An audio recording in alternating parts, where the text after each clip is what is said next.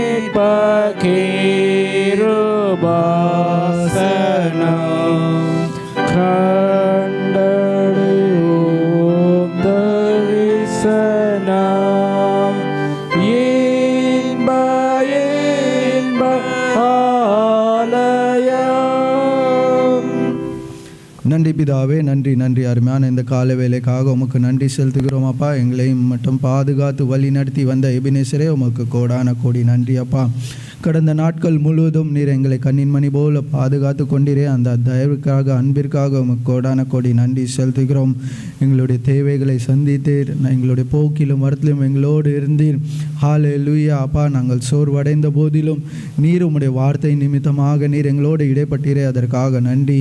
நாங்கள் உம்மை விட்டு தூரமாக விலகி போனாலும் நீர் எங்களை விலகாத மாறாத உம்முடைய நேசக்கரம் எங்களோடு ஒவ்வொரு நிமிடமும் எங்கள் மேல் இருந்ததுமைக்காக உமக்கு நன்றி செலுத்துகிறோம்.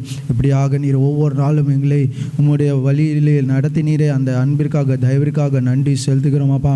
இந்த ஆராதனை வேலையிலே உம்முடைய சமூகத்தில் வருவதற்கு நீர் எங்களுக்கு தகுதிப்படுத்தினீரே, அதற்காக நன்றி செலுத்துகிறோம் அப்பா. இந்த வேலையில் எங்களுடைய குறைவுகள், குற்றங்கள் எல்லாவற்றையும் உம்முடைய சமூகத்தில் வைக்கிறோம். நீர் அதை தயவாய் மன்னிக்க வேண்டும் என்று ஜெபிக்கிறோம். எங்களுடைய குறைவுகள், குற்றங்களை பாராதபடிக்கு நீர் உம்முடைய முகத்தை மறைத்து எங்களை மன்னிக்க வேண்டும் என்று ஜெபிக்கிறோம் அப்பா. சோத்திரம் சோத்திரம். ஹல்லேலூயா. எங்களுடைய பாவங்களோ சாபங்களோ எந்த விதமான தடை இல்லாதவனமாக நீர் எங்களை வழிநடத்த வேண்டும் என்று ஜெபிக்கிறோம். இந்த ஆராதனையிலே அப்பா உம்முடைய பிரசன்னத்தை உணர்கிறவர்களாக நாங்கள் காணப்படுவதற்கு உதவி செய்ய வேண்டும் என்று ஜெபிக்கிறோம். எங்களுடைய சிந்தனைகள், எங்களுடைய யோசனைகள் முழுவதும் உம்முடைய சமூகத்தை பார்ப்பதற்கு நீர் உதவி செய்ய வேண்டும் என்று ஜெபிக்கிறோம். எல்லா விதமான சோர்வுகள், அசதிகள் எல்லாம் நீக்கி போட்டு இந்த ஆராதனை வேலையிலே உற்சாகமாக உம்மை அப்பா நாங்கள் உணர்ந்து கொள்வதற்கு உதவி செய்ய வேண்டும் என்று ஜெபிக்கிறோம். ஆராதனையில் அப்பா ஏறெடுக்க போகிற பாடல்கள், செய்திகள், வசனங்கள் ஒவ்வொன்றும் ஒவ்வொரு பகுதியிலும் உம்முடைய பிரசன்னத்தை நாங்கள் உணர்வதற்கு உதவி செய்ய வேண்டும் என்று ஜெபிக்கிறோம் அப்பா. நீர் எங்களோடு இடைப்பட போகிறீரே, அதற்காக உமக்கு நன்றி செலுத்துகிறோம். இந்த ஆராதனை துவக்கம் முதல் முடிவு பரியந்தம் நீர் வழி நடத்தி தர வேண்டும் என்று ஜெபிக்கிறோம் அப்பா. சோத்திரம். அதே போல் வர தடைப்பட்டிருக்கிற ஒவ்வொரு பிள்ளைகளையும் ஏற்ற நேரத்தில் கூட்டிக் கொண்டு வந்து சேர்ப்பதற்கு உதவி செய்ய வேண்டும் என்று ஜெபிக்கிறோம். உம்முடைய கருத்திலே கொடுக்கிறோம். நீரே பொறுப்படுத்த வழி நடத்தும். மீதியான வேலையை உம்முடைய சமூகத்தில் வைக்கிறோம். மீட்பர் இயேசுவின் நாமத்தினாலே கேட்கிற ஜெபத்தை ஏற்றுக்கொள்ளும். நாம் ஆராதனைக்கு ஆரம்பமாக யாவரும் எழும்பி நின்று பாமாலையின் 21வது பாமாலையை நாம் பாடுவோம். பாமாலையின் 21.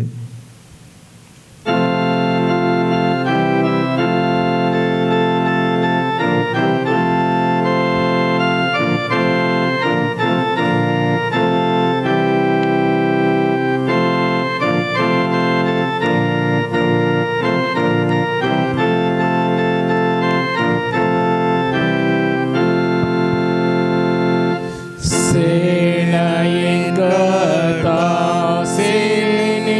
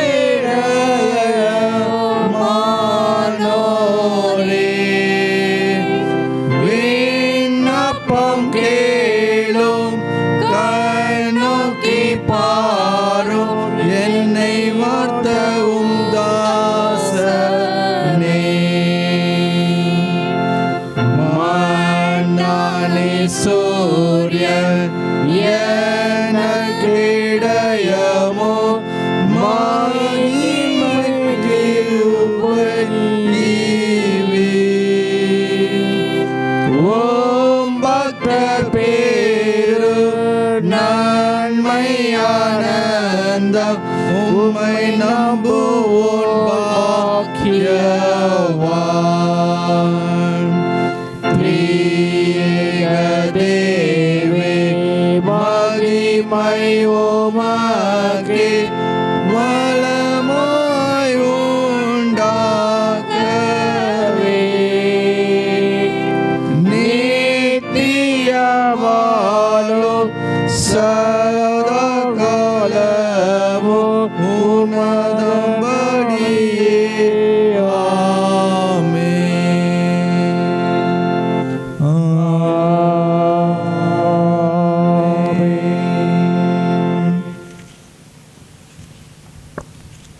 காலை ஆராதனை ஜெப ஒழுங்கு.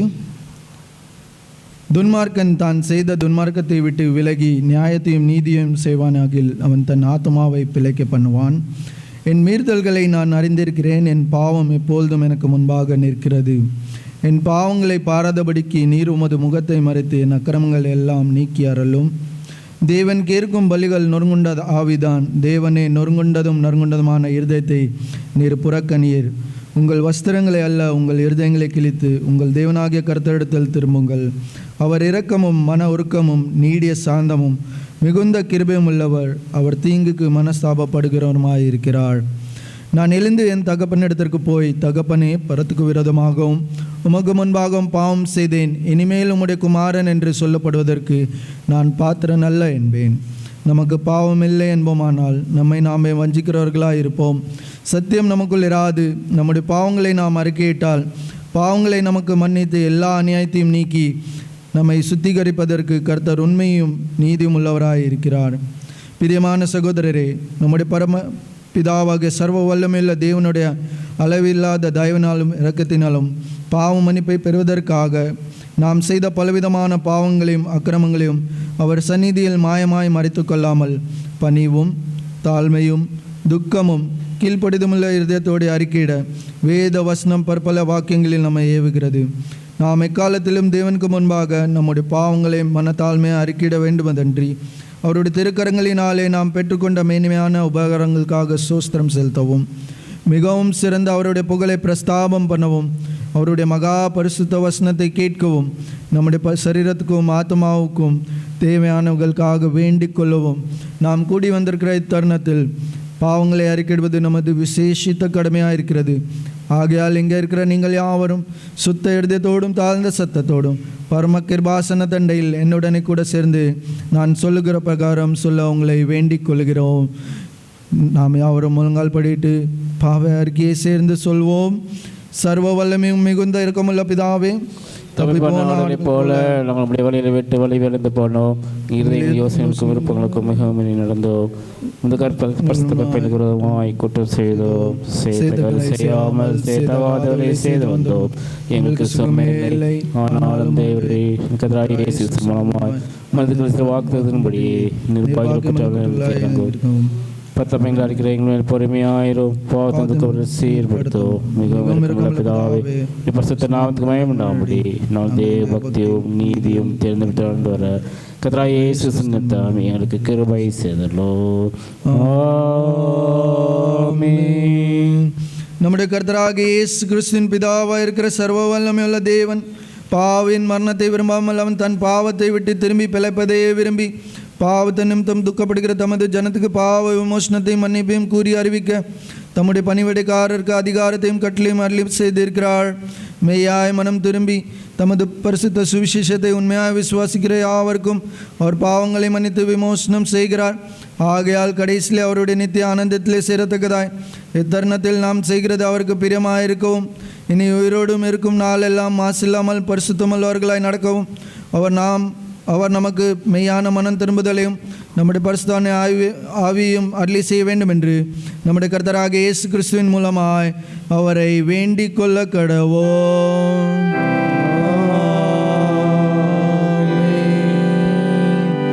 கிறிஸ்து சொல்லிக் கொடுத்த ஜபத்தை யாவரும் சேர்ந்து சொல்வோம். பரமண்டலத்தில் இருக்க எங்கள் பிதாவே, நாம் பரிசுத்தப்படுவதாக, ராஜ்யப்படுவதாக, விசுத்தப்படுவது செய்யப்படுவது போல பூமியை செய்யப்படுவதாக.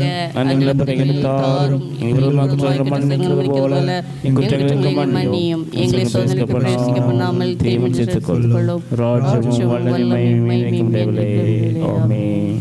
ஆண்டவரே எங்கள் உதடுகளை திறந்தருளும். அப்பொழுது வாழ்வை போல அறிவிக்கும். தேவனே எங்களை ரட்சிக்க விரைவாய் வாரும். ஆண்டவரே சகாயம் பண்ண தேவையோம். பிதாவுக்கும் குமாரனுக்கும் பரிசுத்த ஆவிக்கும் மகிமை உண்டாவதாக. ஆதியிலும் இப்பொழுதும் எப்பொழுதுமான சதாகாலங்களிலும் மகிமையுண்டாவதாக. ஆமென். கர்த்தரை துதியுங்கள். கர்த்தரின் நாமம் துதிக்கப்படுவதாக. சங்கீதம் 95 நாம் பாடலாக பாடுவோம்.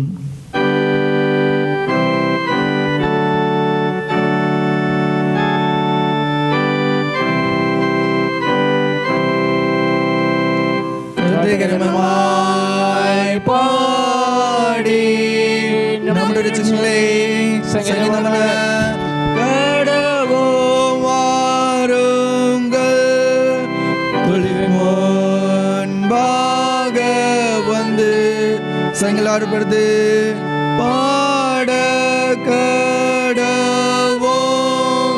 கர்த்தரே மகா தேவனோ எல்லா தேவருக்கும் மகாராஜனோ மாயிருக்கிறான். பூமி நலங்களில் இருக்கிறது பர்வதங்களும் அவருடையவைகள். சமுத்திரமுள்ளது அவரது உண்டாக்கினார். வெட்டாந்தரையும் அவருடைய கரம் உருவாக்கிற்று. நம்மை உண்டாக்கின முன்பாக நாம் பணிந்து குனிந்து முழங்கால் படிட கடவோம் வாருங்கள். அவர் நம்முடைய தேவா. நாம் அவன் செல்கிறோம். அவர் கைக்குள்ளான ஆடுகளுமாமே என்றோட சத்தத்தை கேட்பீர்களாகில் வனாந்தருக்கு உண்டுங்களும் சொன்ன நடந்து போல உங்களிடத்தை கடின படுத்தாதேயுங்கள். அங்கே உங்கள் பிதாக்கள் என்னை சோதித்து என்னை பற்றி பார்த்து என் கிரியையையும் கண்டார்கள். நான் மனதை ஆரோசித்து அவர்கள் வழிபடுகின்றோம் என்னோடுகள் என்றும் சொல்லி என்னுடைய பதில்லை என்று என்னுடைய கோபத்திலே ஆணையிட்டே.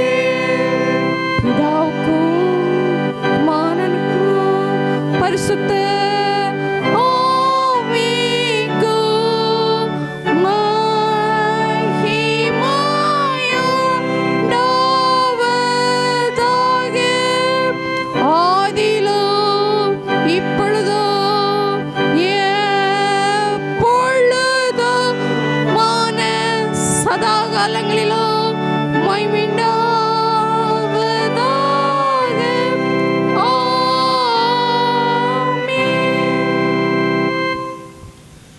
நாம் யாவரும் சேர்ந்து மாறி மாறி வாசிக்கும்படியாக தெரிந்து கொள்ளப்பட்ட சங்கீதம் 49.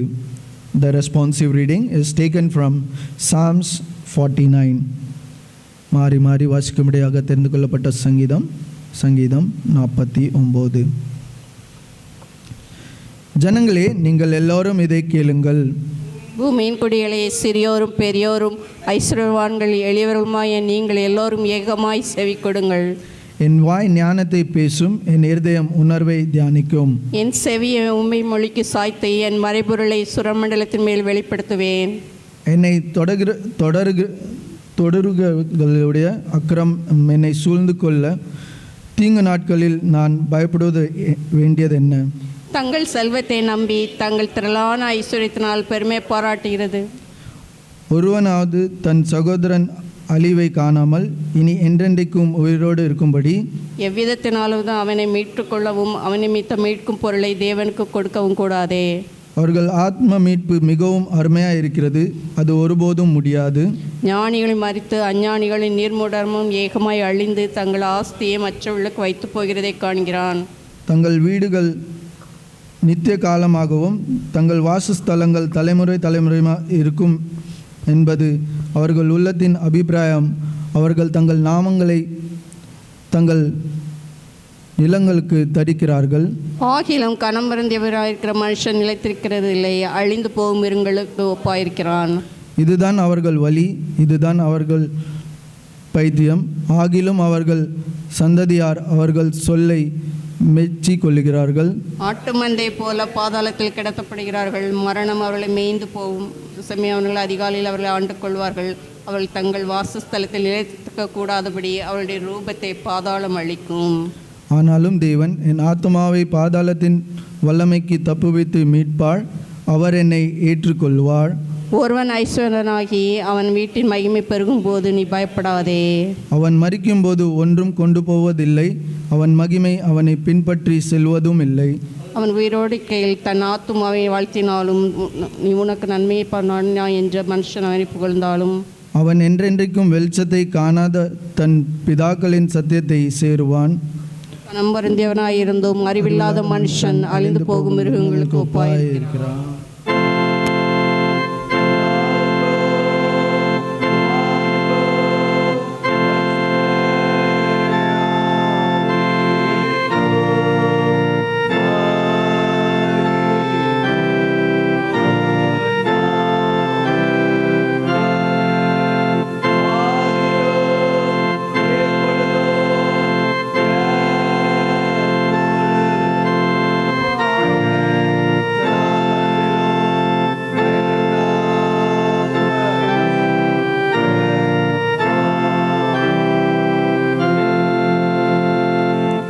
நாம் யாவரும் அமர்வோம். வேத பாடங்களை வாசிக்க கேட்போம்.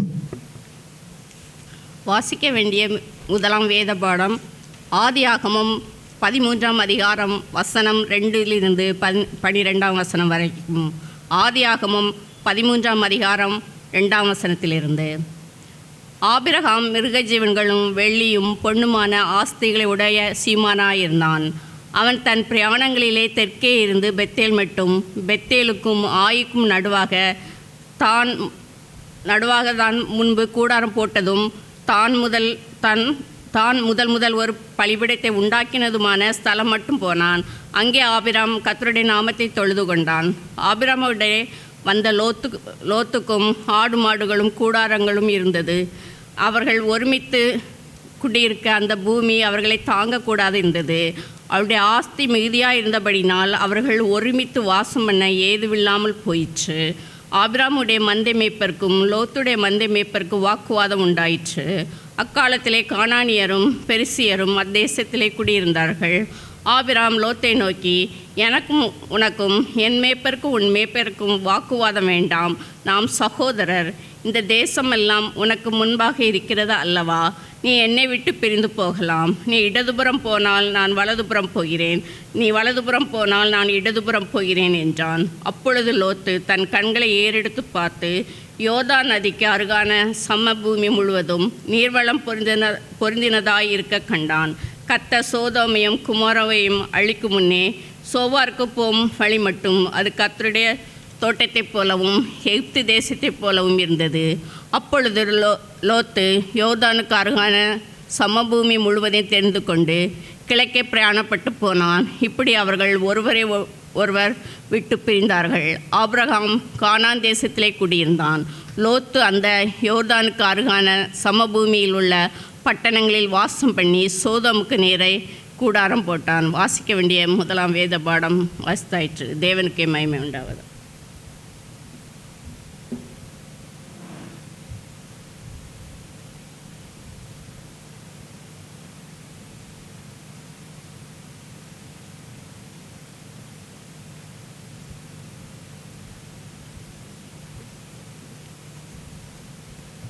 வாசிக்க வேண்டிய இரண்டாம் வேத பாடம் 2 கொரிந்தியர் 5ஆம் அதிகாரம் 18 முதல் 21 முடிய. 2 கொரிந்தியர் 5ஆம் அதிகாரம் 18 முதல் 21 முடிய.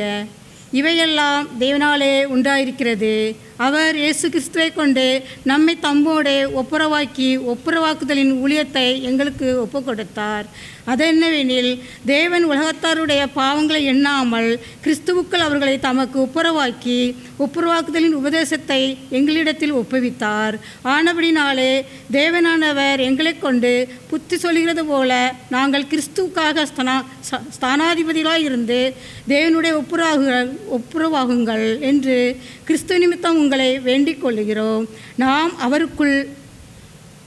அவருக்குள் தேவனுடைய நீதியாகும்படிக்கு பாவம் அறியாத அவரை நமக்காக பாவமாக்கினார்.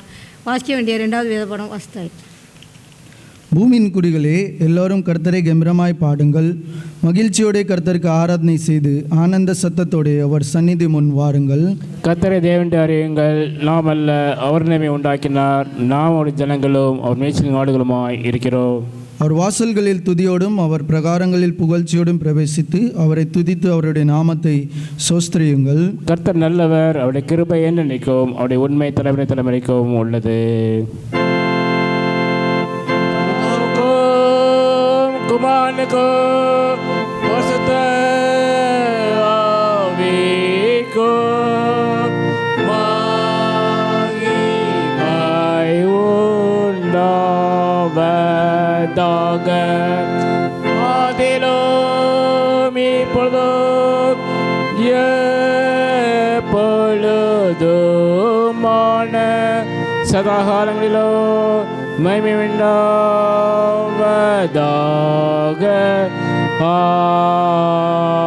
ஆமென். அப்போஸ்தல விசுவாச பிரமாணத்தை யாவரும் சேர்ந்து சொல்வோம். வானத்தையும் பூமியையும் படைத்த சர்வவல்ல பிதாவாகிய தேவனை விசுவாசிக்கிறேன். அவருடைய ஒரே குமாரனாகிய நம்ம நாதர் இயேசு கிறிஸ்துவை விசுவாசிக்கிறேன். அவர் பரிசுத்த ஆவியானவராலே கனிமத்தை ஒத்து பிறந்தார். பந்திபாதுக்காடு பாடுபட்டு சிறுல் அறைந்து மறித்து அடக்கம் பண்ணப்பட்டு பாதாத்திரையினார். 3ஆம் நாள் மரித்து வந்திருந்தார். பரந்துக்கு ஏறி சர்வவல்ல பிதாவாகிய தேவனை வீற்றிருக்கிறார். வருவான். பரிசுத்த ஆவியானவரை விசுவாசிக்கிறேன்.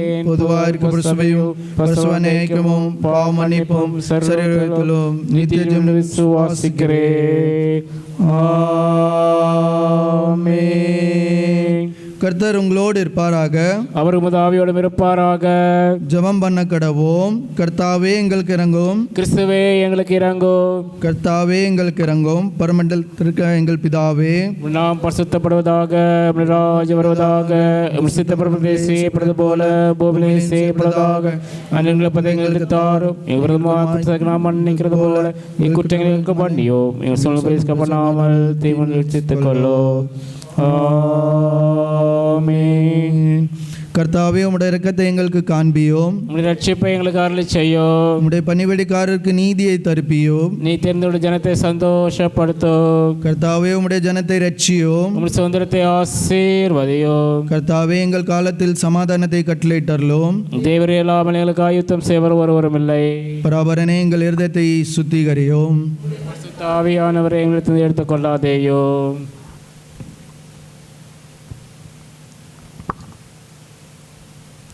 அறிவிப்புகள். பிறந்த நாள் வாழ்த்துக்கள். இன்று தன்னுடைய பிறந்த நாளை கொண்டாட இருக்கிற மிஸ்டர் சுரேஷ் முத்துராஜ் மற்றும் மிஸ்டர் ரெமிக்சன் ராஜன் அவர்கள் தங்களுடைய பிறந்த நாளை இன்று நினைவு கூறுகிறார்கள். பிறந்த நாளை கொண்டாட இருக்கிற பிள்ளைகளுக்காக நாம் ஒரு நிமிடம் தலைகளை தாழ்த்தி ஜெபம் செய்வோம். கர்த்தாவே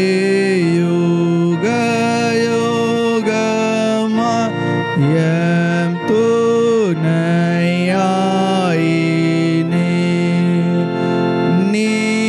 நீரினும் வரும் காலமா எம் நம்பிக்கையாவே. ஆமென். நன்றி பிதாவே, நன்றி நன்றி அருமையான இந்த காலை வேலைக்காக உமக்கு நன்றி செலுத்துகிறோம். இந்த வேலையில் விசேஷமாக பிறந்த நாளை கொண்டாட இருக்கிற பிள்ளைகளுக்காக நாங்கள் ஜெபிக்கிறோம் அப்பா. விசேஷமாக சுரேஷ் அண்ணனுக்காக ஜெபிக்கிறோம் அப்பா. கடந்த நாட்கள் கடந்த வருடம் முழுவதும் நீர் கண்ணின் மணி போல பாதுகாத்து வழி நடத்தி வந்தீரே, அதற்காக உமக்கு நன்றி செலுத்துகிறோம். இந்த புதிய ஒரு வருடத்தையும் காண கிருபை செய்ததற்காக உமக்கு கோடான கோடி நன்றி அப்பா. அப்பா ஆயுசு நாட்களிலே இன்னொரு வருடத்தை கூட்டி கொடுத்துருக்கிறதுக்காக உமக்கு நன்றி செலுத்துகிறோம் அப்பா. அப்பா அவர்களுடைய வாழ்க்கையிலே ஏற்பட்ட எல்லா விதமான உயர்வுகள் தாழ்விலும் நீர் அவங்களோடு கூட இருந்தீங்களே, அதற்காக நன்றி செலுத்துகிறோம். ஹல்லேலூயா. அவங்களோடு அவங்க வேண்டிய விண்ணப்பத்திற்கு பதிலை நீர் கொடுத்தீரே, அதற்காக நன்றி செலுத்துகிறோம் அப்பா. இந்த நாட்களிலும் அப்பா உம்முடைய இன்னும் வருகிற நாட்களிலே உம்முடைய ஊழியங்களை செய்வதற்கும் உம்முடைய பாதையில் நடப்பதற்கு நீர் உதவி செய்ய வேண்டும் என்று ஜெபிக்கிறோம். அவங்களுடைய ஊழிய பாதங்களிலே நீர் அவங்களோடு கூட இருக்க வேண்டும் என்று ஜெபிக்கிறோம். கையிட்டு செய்கிற எல்லா வேலையிலும் அப்பா நல்ல ஆசீர்வாதத்தை கட்டளையிட்டரல வேண்டும் என்று ஜெபிக்கிறோம் அப்பா. ஜெபிக்கிற ஒவ்வொரு ஜெபத்திற்கும் பரலோகத்திலிருந்து விண்ணப்பத்தை நீர் கேட்டு அதற்கு பதில் கொடுக்க வேண்டும் என்று ஜெபிக்கிறோம் அப்பா. அந்த குடும்பத்துக்கு வேண்டிய தேவைகள் எல்லாவற்றையும் சந்தித்து அப்பா சமாதானத்தையும் சந்தோஷத்தையும் அந்த குடும்பத்திலே கட்டளையிட வேண்டும் என்று ஜெபிக்கிறோம் அப்பா.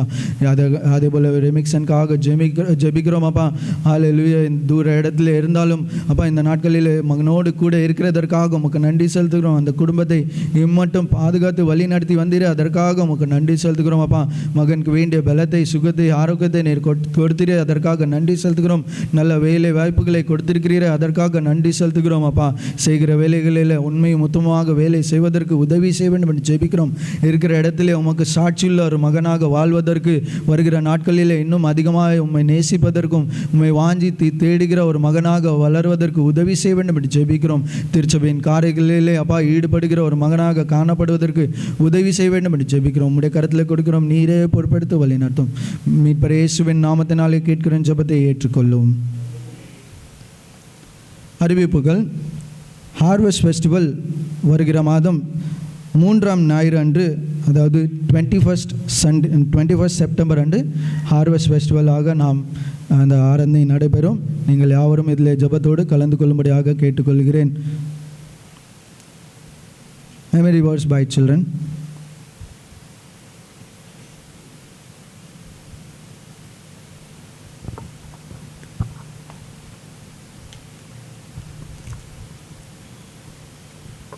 A man who has riches without understanding is like the beasts who perish.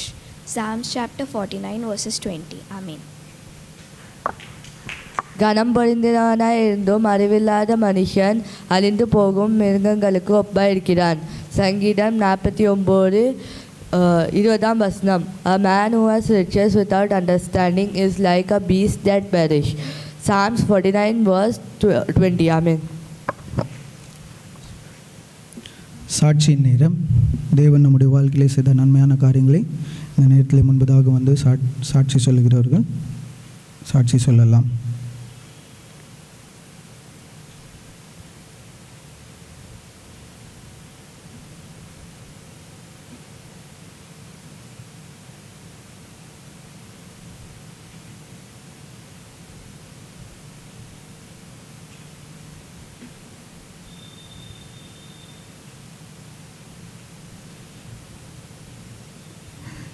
நாம் துதி ஆராதனைக்குள்ளாக நாம் செல்வோம்.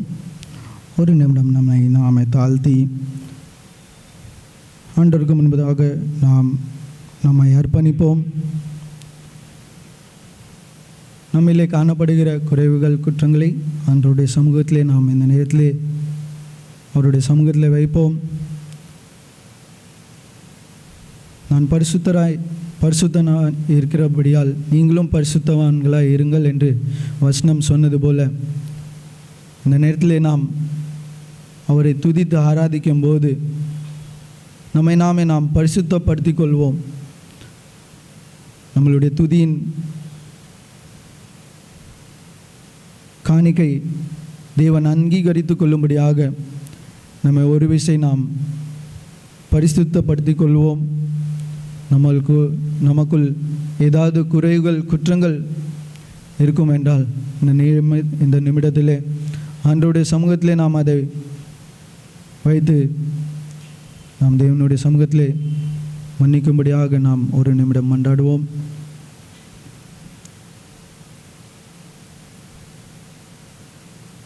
எங்களுடைய குறைவுகள், எங்களுடைய வாழ்க்கையிலே ஏதாவது குறைவுகள், பாவங்கள், உமக்கு பிரியமில்லாத காரியங்கள் இருக்கும் என்றால், தெரிந்தோ தெரியாமலோ அறிந்தோ அறியாமலோ நாங்கள் செய்திருந்த பாவங்கள் இருக்குமானால் நீர் எங்களை தயவாய் மன்னிக்கும் வேண்டும் என்று செபிக்கிறோம்.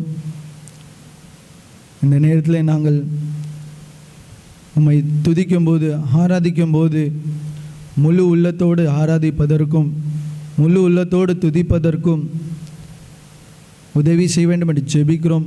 இந்த துதி நேரத்தில் உம்முடைய பிரசன்னத்தை நாங்கள் உணர்ந்து கொள்வதற்கு உதவி செய்யுமாப்பா. எங்களுக்குள்ளே பாவம் இருக்கும் என்றால் உம்முடைய பிரசன்னத்தை நாங்கள் உணர முடியாதப்பா. உம்முடைய பிரசன்னத்தை நாங்கள் உணர வாஞ்சிக்கிறோம். நீர் உம்முடைய முகத்தை மறைத்து எங்களை மன்னிக்க வேண்டும் என்று ஜெபிக்கிறோம். ஆமென். ஹல்லேலூயா. இந்த வருடத்தின் 8 மாதங்கள் முடித்து இந்த கடைசி 8வது மாதத்தின் கடைசி நாளை காண கிருபை செய்திருக்கிறான். அந்த தயவிற்காக, அன்பிற்காக நாம் தேவனை கோடான கோடி நன்றி செலுத்துவோம். எத்தனை விதமான இன்னல்கள், துன்பங்கள் நம் வாழ்வில் வந்திருக்கலாம். ஆனால் அதை எல்லாவற்றையும் கடந்து வருவதற்கு தேவன் நமக்கு பலனை அளித்திருக்கிறார். இந்த வருடத்தின் வாக்குத்தத்தம், உன்னை வலது புறத்திலும் இடது புறத்திலும் இடம் கொண்டு பெருக செய்வேன் என்று கொடுத்த ஆண்டவர் நம்மளுக்கு வாக்கு தத்தம் கொடுத்திருக்கிறார். வாக்கு தத்தம் கொடுத்த தேவன் வாக்கு மாறாதவராய் இருக்கிறார். ஆனாலும் இந்த 8 மாதங்களிலே ஒரு வேளை நம்மளுடைய வாழ்க்கையிலே இன்னும் நாம் எதிர்பார்த்து கொண்டிருக்கிற காரியங்கள் நடைபெறாமல் இருக்கலாம். இல்லை, இன்னும் என்னுடைய வாழ்க்கையிலே இன்னும் நடைபெற ஆசீர்வாதங்களை எதிர்பார்த்து கொண்டிருக்கிற ஆசீர்வாதங்கள் நம்மளுடைய வாழ்க்கையில் நடைபெறாமல் இருக்கலாம். ஆனால் தேவன் நம்மளிடத்திலிருந்து எதிர்பார்க்கதை எல்லா நேரத்திலும் அவருக்குள்ளாக நாம் என்ன செய்ய வேண்டுமா? சந்தோஷமாக இருக்க வேண்டுமாம். வசனம் 1 தெசலோனிக்கன் 5:16 இப்படியாக சொல்லுகிறது, எப்பொழுதும் சந்தோஷமாக இருங்கள். எந்த சூழ்நிலையிலும் சந்தோஷமாக இருக்க வேண்டுமாம். எந்த சூழ்நிலையும் வேண்டாம், உயர்வானாலும் சரி தாழ்வானாலும் சரி, எந்த சூழ்நிலையும் சந்தோஷமாக இருக்க வேண்டும். துன்பங்கள், இக்கட்டுகள் சூழ்ந்து இருக்கும் போதும் நாம் என்ன செய்ய வேண்டுமாம்? சந்தோஷமாக இருக்க வேண்டுமாம். யாக்கோபு 1:3 இப்படியாக சொல்லுகிறது, உங்கள் விசுவாசத்தின் பரீட்சையானது பொறுமையை உண்டாக்கும் என்று அறிந்து அதை மிகுந்த சந்தோஷமாக எண்ணுங்கள். நாம் சோதனைக்குள்ளாக விசுவாசத்தை பரீட்சை பார்க்கும்படியாக தேவன் நம்மளுடைய வாழ்க்கையிலே இன்னல்களை, துன்பங்களை அனுமதித்திருக்கலாம். அதை எண்ணி நாம் சந்தோஷமாக இருக்க வேண்டும். அநேக தடைகள் நம்மளுடைய வாழ்க்கையிலே காணப்படலாம். நம்மளுடைய ஆசீர்வாதத்துக்கு, இல்லை நம்மளுடைய தேவைகளுக்கு, இல்லை நம்மளுடைய திருச்சபையின் காரியமாக இருக்கலாம். எந்த விதமான காரியத்திற்கும் தடையாக காணப்பட்டாலும், அந்த காரியமாக இருந்தாலும் நம்ம ஒவ்வொரு நாளும் தேவனோடு சந்தோஷமாக இருக்க வேண்டும் என்று தேவன் விரும்புகிறார். ஏனென்றால் நாம் தேவனுடைய பிள்ளைகளாக இருக்கிறோம். நாம் விசுவாசிப்பது என்னவென்றால், எந்த சூழ்நிலையாக இருந்தாலும் தேவன் நம் பக்கத்தில் இருக்கிறார். அவர் ஒருபோதும் நம்மை கைவிடுவதில்லை. அவர் உறங்குவதும் இல்லை, தூங்குவதும் இல்லை. ஒவ்வொரு நிமிடமும் அவர் நம்மை கண்ணின் மணி போல பாதுகாத்து கொண்டிருக்கிறார். அதை எண்ணி இந்த பாடல், 1வது பாடலை நாம் பாடுவோம். சந்தோஷமாக இருங்கள், எப்பொழுதும் சந்தோஷமாக இருங்கள். உயர்வானாலும் தாழ்வானாலும் சர்வவல்ல தேவன் நம்மோடு இருக்கிறார்.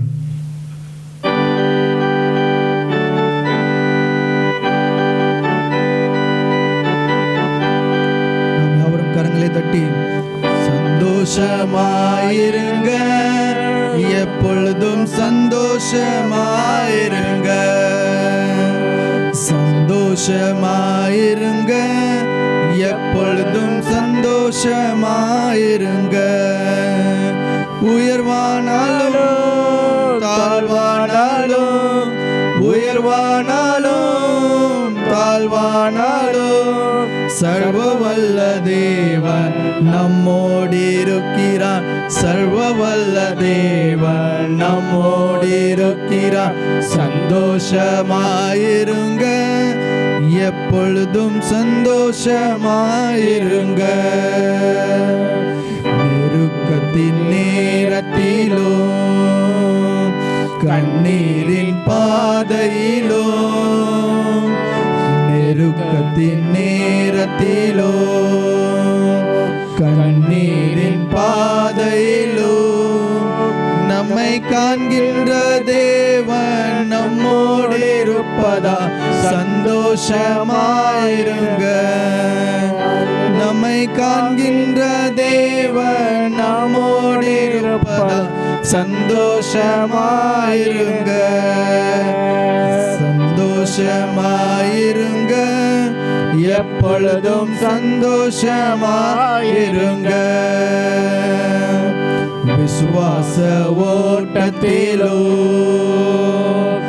ஊழிய பாதையிலோ, விசுவாச ஓட்டத்திலோ ஊழிய பாதையிலோ நம்மை வழிநடத்தும் தேவன் நம்மோடு இருப்பதால் சந்தோஷமாயிருங்க. நம்மை வழிநடத்தும் தேவன் நம்மோடு இருப்பதால் சந்தோஷமாயிருங்க. நமக்கு ஜெயம் கொடுக்கும் தேவன் நம்மோடு இருப்பதால் சந்தோஷமாயிருங்க.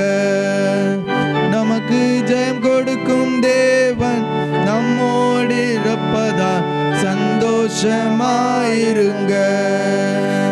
சந்தோஷமாயிருங்க, சந்தோஷமாயிருங்க. என்னதான் நேர்ந்தாலும் சோர்ந்து போகாதீங்க. என்னதான் நேர்ந்தாலும் சோர்ந்து போகாதீங்க.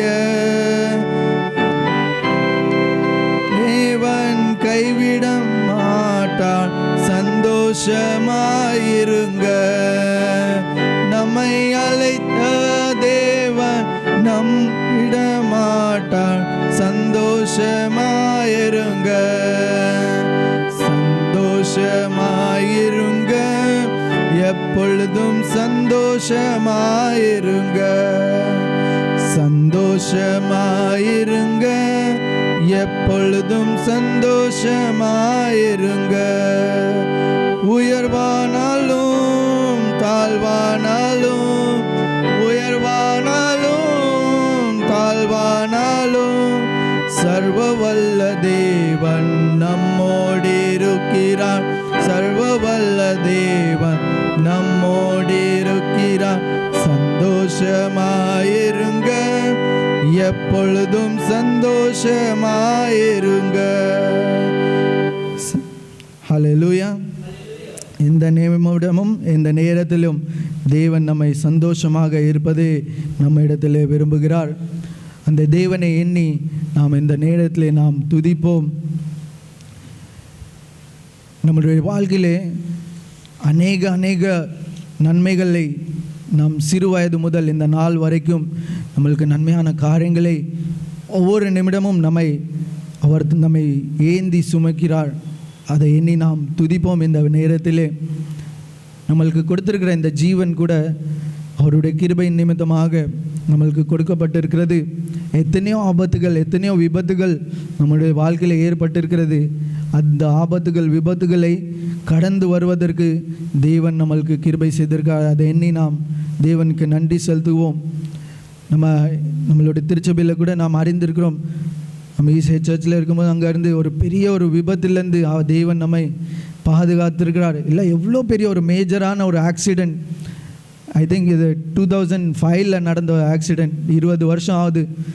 ஜனவரி 26 ஒரு பிக்னிக்காக சென்ற ஒரு பஸ், முழு பஸ்ஸுமே நான் இல்லை அந்த பஸ்ஸில். நான் கேள்விப்பட்டதில்லை. அப்போ நான் சின்ன பையனாக இருந்தேன்.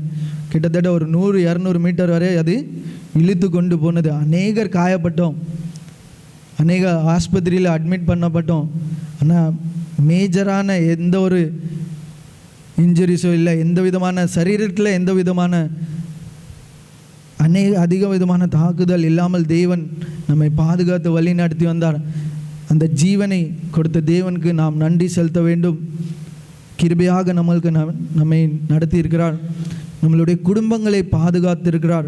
அதை எண்ணி நாம் நன்றி செலுத்த வேண்டும். ஏனென்றால் நாம் வாழ்கிற இந்த உலகத்தில் எத்தனையோ இந்த நாட்களில் பார்க்க முடியுது. எத்தனையோ பிள்ளைகள் கிட்னாப் ஆகிறாங்க. போனவங்க மறுபடியும் திரும்ப வீட்டுக்கு வருவாங்களா என்று நிச்சயம் இல்லை. எத்தனையோ விதமான ஆக்சிடென்ட்ஸ். ஆனால் நம்மளுடைய குடும்பத்திலே தேவன் இம்மட்டும் கிருபையோடும் இரக்கத்தோடும் பாதுகாத்திருக்கிறார். நம்மளுடைய குடும்பத்திலே சமாதானத்தை, சந்தோஷத்தை கட்டளையிட்டிருக்கிறார். எத்தனையோ குடும்பங்கள் இன்றைக்கு சண்டை நிமித்தமாக பிரிந்து போகிறதாக காணப்படுகிறது. நம்மளுடைய குடும்பத்திலும் எத்தனையோ விதமான குழப்பங்கள் சாத்தான் கொண்டு வருகிறான். ஆனால் ஒருபோதும் தேவன் பிரியாமல் நம்முடைய குடும்பத்தை சந்தோஷமும் சமாதானத்தோடு வைத்திருக்கிறார். நம்மளுடைய போக்கிலும் வரத்திலும் அவர் கூடவே இருக்கிறார். நம்மளுடைய திருச்சபையில் இருக்கிற ஒவ்வொருத்தருக்கும் நல்ல வேலை வாய்ப்புகளை கொடுத்திருக்கிறார். எத்தனையோ பேர் இன்றைக்கு வேலை இல்லாமல் தவித்து கொண்டு இருக்கிறார்கள். இல்லை படித்த படிப்புக்கு வேலை இல்லாமல் ஏங்கி தவித்து கொண்டிருக்கிறார்கள். ஆனால் நம்மளுடைய திருச்சபையின் பிள்ளைகள் ஒவ்வொருத்தரையும் தேவன் ஆசீர்வதித்திருக்கிறார். அவருடைய வசனம் சொல்லுகிறது, சிங்கக்குட்டிகள் தாழ்ச்சி அடைந்து பட்னியாக இருக்கிறோம், ஆனால் தேவனை தேடுவதற்கோ ஒரு நன்மையும் குறைபடாது. நாம் அவருடைய பிள்ளைகளாய் இருக்கிறபடியினால் நம்மளுக்கு ஒரு குறைவும் ஏற்படாதபடிக்கு ஒவ்வொரு நாளும் அவர் நம்மை வழி நடத்தி வருகிறார். அதை எண்ணி இந்த நேரத்திலே நாம் அவரை துதி செய்வோம். அருமையான இந்த ஒரு பாடல், எண்ணி எண்ணி துதி செய்வாய் எண்ணுக்கடங்காத கிருபைகளுக்காய், என்றும் தாங்கும் தம்புயமே என்ப இயேசுவின் நாமமே.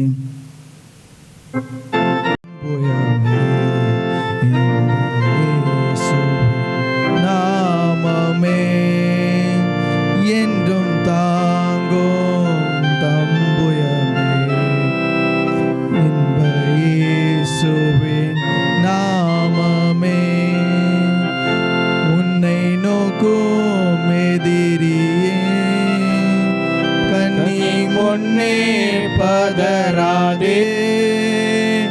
உன்னை நோக்கும் எதிரியே கண்ணி முன்னே பதறாதே. கண்மணி போல் காக்கும் கரங்கள் உன்னை மூடி மறைத்தாரே.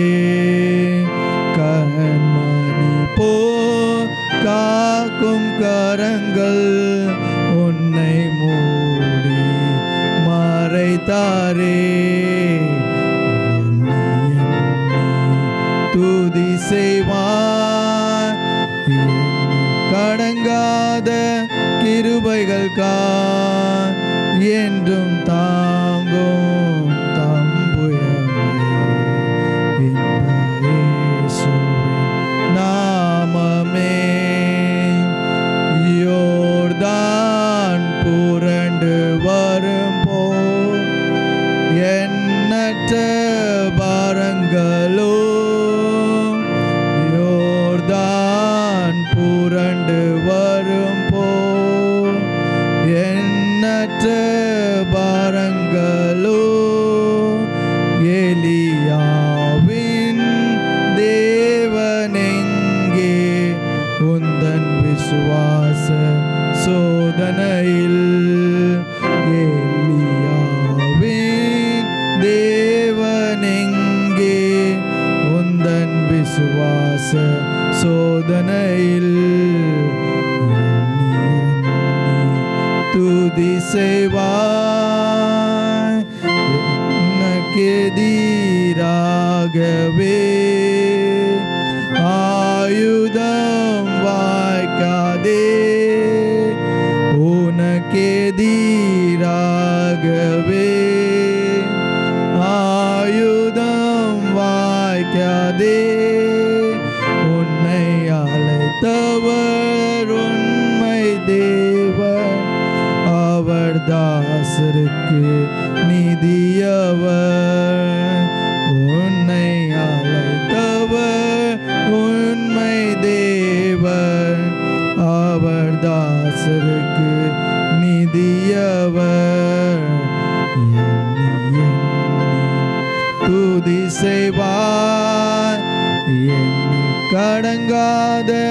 கிருபைகளுக்காய் என்றும் தாங்கும் புயமே இயேசுவின் நாமமே என்றும் தாங்கும் தம்புயமே இன்ப இயேசுவின் நாமமே. ஹல்லேலூயா. என்றும் தாகும் தம்புயமே, உனக்கு எதிராய் எந்த ஒரு ஆயுதமும் வாய்க்காது என்று நாம் வசனத்திலே பார்க்கிறோம். உன் பக்கத்தில் 1000 பேரும் உன் வலது புறத்தில் 10,000 பேரும் விழுந்தாலும் அதை உன்னை அணுகாது. உன் கண்கள் மாத்திரம் நீ அதை பார்த்து துன்மார்க்கு வரும் பலனை காண்பாய். பொல்லாப்பு உனக்கு நேரிடாது, வாதை உன் கூடாரத்தை அணுகாது. அவன் என்னிடத்தில் வாஞ்ச இருக்கிறபடியால் அவனை விடுவிப்பேன், என் நாமத்தை அவன் அறிந்திருக்கிறபடியால் அவனை உயர்ந்த அடைக்கலத்திலே வைப்பேன் என்று தேவன் சங்கீதத்திலே நாம் வாசிக்க கேட்கிறோம்.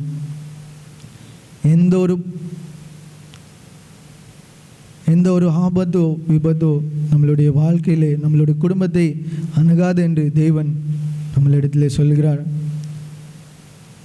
எவ்வளோ நல்ல ஒரு தேவன் நமக்குள்ளே இருக்கிறார். அதை எண்ணி நாம் நன்றி செலுத்துவோம். அதை எண்ணி நாம் அவருக்கு ஆராதனை செய்வோம். இயேசுவே, ஆண்டவரே, எங்களுடைய வாழ்க்கையிலே இந்த நன்மைகளை பெற்றுக்கொள்வதற்கு நாங்கள் பாத்திரவான்கள் அல்ல, ஆனாலும் நீர் எங்களை தகுதிப்படுத்தினீரே. நீர் எங்களை தெரிந்து கொள்வதற்கு நாங்கள் தகுதியற்றவர்கள், ஆனாலும் தெரிந்து கொண்டீரே. மற்றவர்களை பார்க்கிலும் நான் எந்த விதத்திலும்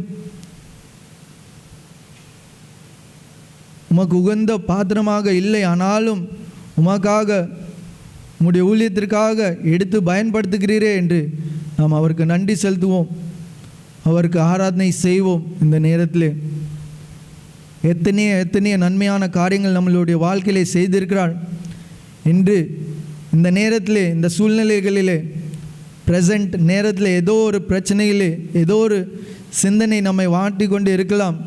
ஆனால் கடந்த நாட்களை நாம் எண்ணி பார்க்கும்போது எத்தனையோ பிரச்சனைகள், எத்தனையோ ஆபத்துகள், விபத்துகளை தேவன் கடக்க கிருபை செய்தாரே. அதை எண்ணி நாம் இந்த நேரத்தில் துதிப்போம். யோசுபாத்துக்கு எதிராக ஒரு பெரிய சேனை ஒன்று வந்து கொண்டு இருக்கிற நேரத்தில் அந்த சேனையை எப்படியாக யுத்தம் செய்வோம் என்று கலங்கி கொண்டிருந்த நேரத்தில் யோசுபாத் தேவனுக்கென்று ஆராதித்து கொண்டிருந்தான். தேவனை நோக்கி ஆராதித்தான், துதித்தான். அந்த துதியின் பலன் என்ன என்று பார்த்தோம் என்றால், அந்த சேனைகள் 2 சேனைகளாக வந்தது. 2 பேரும் தனக்குத்தானே யுத்தம் செய்து மாண்டு விட்டார்கள். அப்படியாக நம்மளுடைய வாழ்க்கையிலே கூட அநேக யுத்தங்கள் நம்மை நோக்கி வந்து கொண்டிருக்கிறது. ஆனாலும் நாம் துதி எடுக்கும் போது அந்த யுத்தங்களை நம்மளுக்குள்ளே வராதபடிக்கு தேவன் பாதுகாத்து கொண்டு இருக்கிறார். அப்படியாக நல்ல தேவன் நமக்காக இருக்கிறார். நாம் துதி எடுக்கும்போது சாத்தான் நம்மை விட்டு தூரமாக செல்லுகிறான். நாம் துதிக்காவிட்டால் நாம் இன்னும் கவலையோடு கஷ்டங்கள், ஐயோ என்னுடைய வாழ்க்கையில் கவலைகள் கஷ்டங்கள் இருக்கிறது என்று நம்மளுடைய கவலைகளை நாம் மேலாக வைத்து தேவனை நாம் கீழாக வைத்தோம் என்றால் சாத்தான் இன்னும் நம்மை கீழே கொண்டு போகிறவனாக இருக்கிறான். ஆனால் தேவனுடைய நாம் இன்னலிலும் துன்பத்திலும் அவரை நோக்கி நாம் துதிக்கும் போது, அவரை நோக்கி நாம் ஆராதிக்கும் போது நம் வாழ்க்கையில் காணப்படுகிற எல்லா விதமான கஷ்டங்களையும் துன்பங்களையும் விலக்குவதற்கு தேவன் வல்லமை உள்ளவராய் இருக்கிறார். நம்மளுடைய வாழ்க்கையில் சந்தோஷத்தையும் சமாதானத்தையும் கொடுக்கிற தேவனாக இருக்கிறார். அதை எண்ணி நாம் இந்த நேரத்தில் நாம் நன்றியுள்ள இருதயத்தோடு அவரை ஆராதிப்போமா?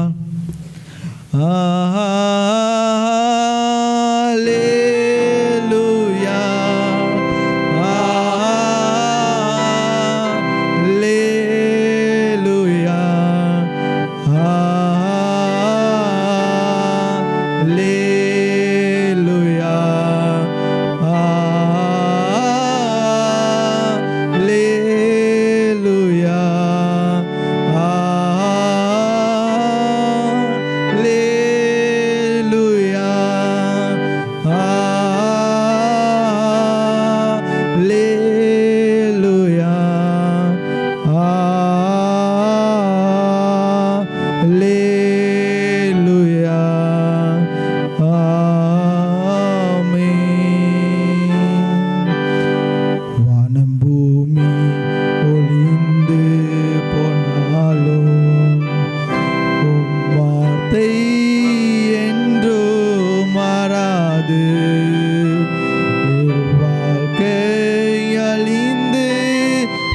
மறைந்து போம்.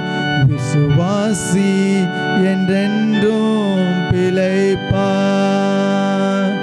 வானம் பூமி ஒளிந்து போனாலோ உன் வார்த்தை என்றோ மாறாது.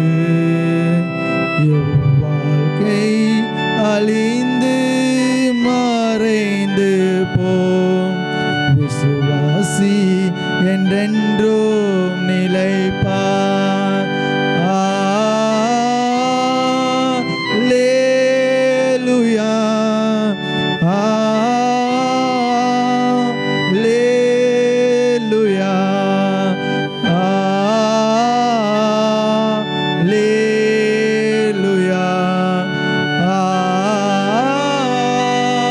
அல்லேலூயா, அல்லேலூயா,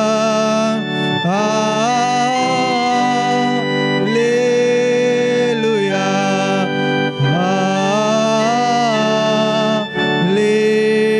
அல்லேலூயா. ஆமென். சர்வ சிருஷ்டிக்கும் எஜமான நீரே, சர்வ சிருஷ்டியை காப்பவர் நீரே.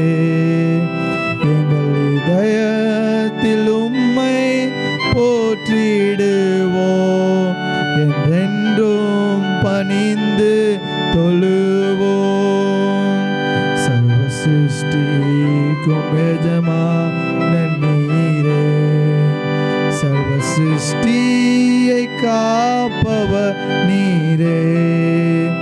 எங்கள் இதயத்தில் உம்மை போற்றிடுவோம், என்றென்றும் பணிந்து தொழுவோம். அல்லேலூயா, அல்லேலூயா, அல்லேலூயா, அல்லேலூயா, அல்லேலூயா,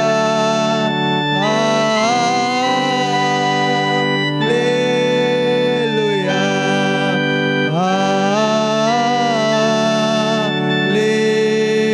அல்லேலூயா. ஆமென். ஹல்லேலூயா. நன்றி அப்பா. எங்களுடைய ஆராதனையை நீர் ஏற்றுக்கொண்டமைக்காக உமக்கு நன்றி செலுத்துகிறோம். எங்களுடைய துதியை நீர் ஏற்றுக்கொண்டமைக்காக உமக்கு நன்றி செலுத்துகிறோம் அப்பா. நாங்கள் ஒரு சில கூட்டமாக இருந்து உம்மை துதித்து ஆராதித்த போதிலும் உம்முடைய பிரசன்னத்தை நாங்கள் உணர்வதற்கு உதவி செய்தமைக்காக உமக்கு நன்றி செலுத்துகிறோம். ஹல்லேலூயா. நீர் எங்களை அப்படியாக தகுதிப்படுத்தினீரே, எங்களை பரிசுத்தப்படுத்தினீரே, அதற்காக உமக்கு நன்றி செலுத்துகிறோம் அப்பா. எத்தனை நாவுகள் எடுத்தாலும் உம்மை நன்றி சொல்ல ஈடாகாது. அத்தனை நன்மைகள், அத்தனை சமாதானம், சந்தோஷத்தை எங்களுடைய வாழ்க்கையிலே தந்திருக்கமைக்காக உமக்கு நன்றி செலுத்துகிறோம். இந்த ஆராதனை வேலை முழுவதுமாய் நீர் எங்களோடு இருந்தமைக்காக உமக்கு நன்றி செலுத்துகிறோம் அப்பா. உமக்கு கோடான கோடி நன்றி. நன்றி அப்பா. இந்த வேலையிலையும் அப்பா நாங்கள் ஏறெடுக்க போகிற ஜப விண்ணப்பத்தை நீர் கண்டு கொள்ள வேண்டும் என்று ஜெபிக்கிறோம். எங்களுடைய ஜப விண்ணப்பத்திற்கு நீர் பதில் அளிக்க வேண்டும் என்று நாங்கள் ஜெபிக்கிறோம் அப்பா. இந்த வேளையில் விசேஷமாக எங்களுடைய தேசத்திற்காக நாங்கள் ஜெபிக்கிறோம். எங்கள் தேசத்தில் காணப்படுகிற 145 கோடி மக்களுக்காக நாங்கள் ஜெபிக்கிறோம் அப்பா. இன்னும் உம்மை அறியாத எத்தனையோ மக்கள்கள் எங்களுடைய தேசத்தில் காணப்படுகிறார்கள். இயேசு என்றால் என்ன விலை என்று கேட்கிறவர்கள் இன்னும் அதிகமாக இருக்கிறார்கள். அந்த மக்களுக்காக நாங்கள் இந்த நேரத்தில் ஒரு நிமிடம் உம்முடைய திருப்பாதையில் வந்து நாங்கள் ஜெபிக்கிறோம் அப்போ. இந்த மக்கள் உம்மை அறிந்து கொள்வதற்கு, உம்முடைய அன்பை அறிந்து கொள்வதற்கு, நீர் எங்களுக்காக மரித்தீர் என்று அறிந்து கொள்வதற்கு உதவி செய்ய வேண்டும் என்று ஜெபிக்கிறோம். அப்படியான ஞானத்தை நீர் இந்த மக்களுக்கு கொடுக்க, இந்த தேசத்தின் மக்களுக்கு கொடுக்க வேண்டும் என்று ஜெபிக்கிறோம். இதயத்தை திறந்து கொடுப்பதற்கு உதவி செய்ய வேண்டும் என்று ஜெபிக்கிறோம் அப்பா.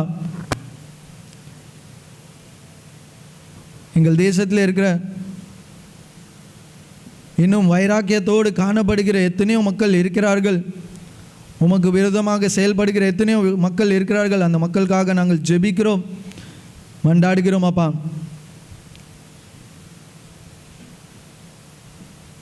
எத்தனையோ பகுதியிலே உம்முடைய பிள்ளைகளை துன்படுத்துகிற பிள்ளைகளாக காணப்படுகிறார்கள். இப்படிப்பட்டதான பிள்ளைகளை நீர் கண்ணோக்கி பார்க்க வேண்டும் என்று ஜெபிக்கிறோம் அப்பா. அன்று சவுல் உம்முடைய பிள்ளைகளை எத்தனையோ விதத்திலே துன்பப்படுத்தினான். ஆனாலும் நீர் அவனை கண்டு உம்முடைய ஊழியக்காரனாக உம்முடைய பிள்ளையாக நீர் ஏற்றுக்கொண்டீரே.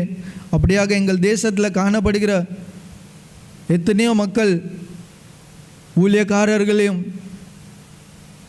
உம்மை அறிந்திருக்கிற பிள்ளைகளையும் விசுவாசிகளையும் துன்பப்படுத்தி கொண்டிருக்கிற பிள்ளைகளை நீர் கண்ணோக்கி பார்க்க வேண்டும் என்று ஜெபிக்கிறோம் அப்பா.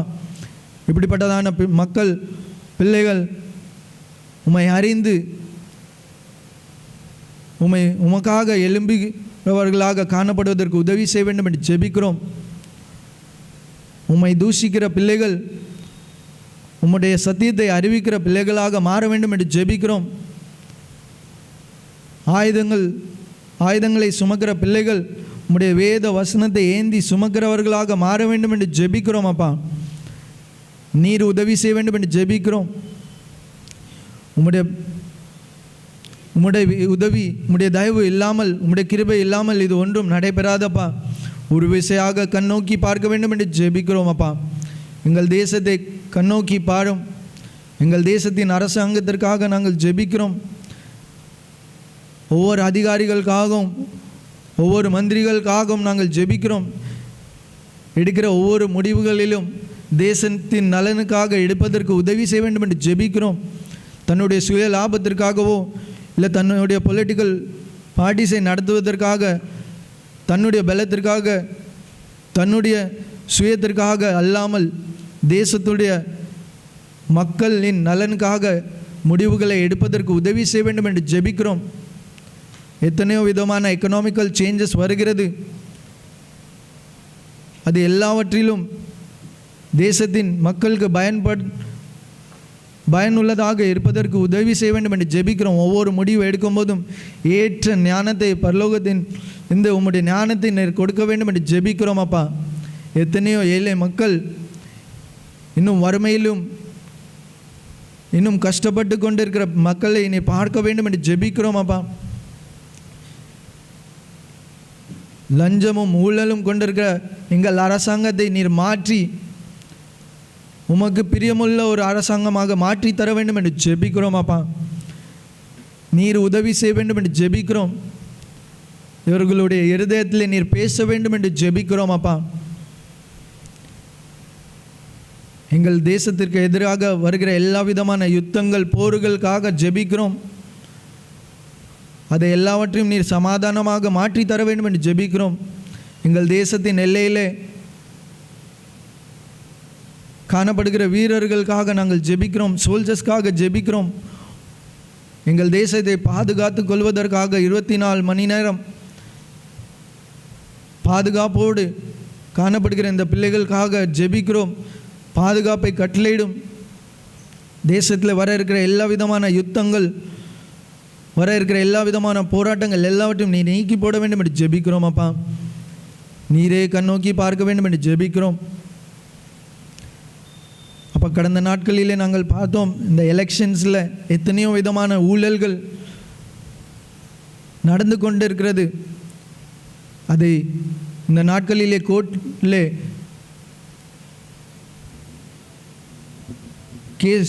கேஸாக நடத்தி கொண்டு இருக்கிறார்கள். அப்போ இந்த இதில் நல்ல ஒரு முடிவு வருவதற்கு நீர் உதவி செய்ய வேண்டும் என்று ஜெபிக்கிறோம். நியாயம் எங்கள் தேசத்தில் நியாயம் விசாரிக்க வேண்டும் என்று ஜெபிக்கிறோம் அப்பா. நீர் உம்முடைய நியாயத்தை கொண்டு வர வேண்டும் என்று ஜெபிக்கிறோம். இன்னும் அநேக பகுதியிலே மிஷனரிமார்களை துன்படுத்துவதை நாங்கள் பார்த்து கொண்டு இருக்கிறோம். அப்படிப்பட்டதான காரியங்கள் நீங்கப்பட வேண்டும் என்று ஜெபிக்கிறோம் அப்பா. எத்தனையோ கிராமங்களிலே ஊழியக்காரர்கள் போகும் இடத்துல எத்தனையோ விதமான அவங்களுடைய ஜீவனுக்கு எத்தனையோ விதமான துன்பங்கள் ஏற்படுகிறது. அது எல்லாவற்றையும் நீர் உம்முடைய பிள்ளைகளுக்கு உம்முடைய தேவ தூதர்களை கொண்டு பாதுகாத்து கொள்ள வேண்டும் என்று ஜெபிக்கிறோம். இந்த நாட்களில் விசேஷமாக ஒவ்வொரு மிஷனரி ஸ்தாபனத்திற்காக ஜெபிக்கிறோம். அப்போ ஒவ்வொரு மிஷனரி ஸ்தாபனத்திற்கும் ஒரு நீர் விஷனை கொடுத்திருக்கிறீர். அந்த விஷனை முடிப்பதற்காக உதவி செய்ய வேண்டும் என்று ஜெபிக்கிறோம். அதற்கு வேண்டிய எல்லா பலம், சுகம், ஆரோக்கியத்தை கொடுக்க வேண்டும் என்று ஜெபிக்கிறோம். கால் மிதிக்கும் தேசம் எல்லாம் உம்முடைய தேசமாக மாற வேண்டும் என்று ஜெபிக்கிறோம் அப்பா. அவங்க சொல்லுகிற ஒவ்வொரு வார்த்தையும் விதையாக விதைத்து அது 10 100 பலன் கொடுப்பதற்கு உதவி செய்ய வேண்டும் என்று ஜெபிக்கிறோம். செல்லும் கிராமங்களில் எல்லாம்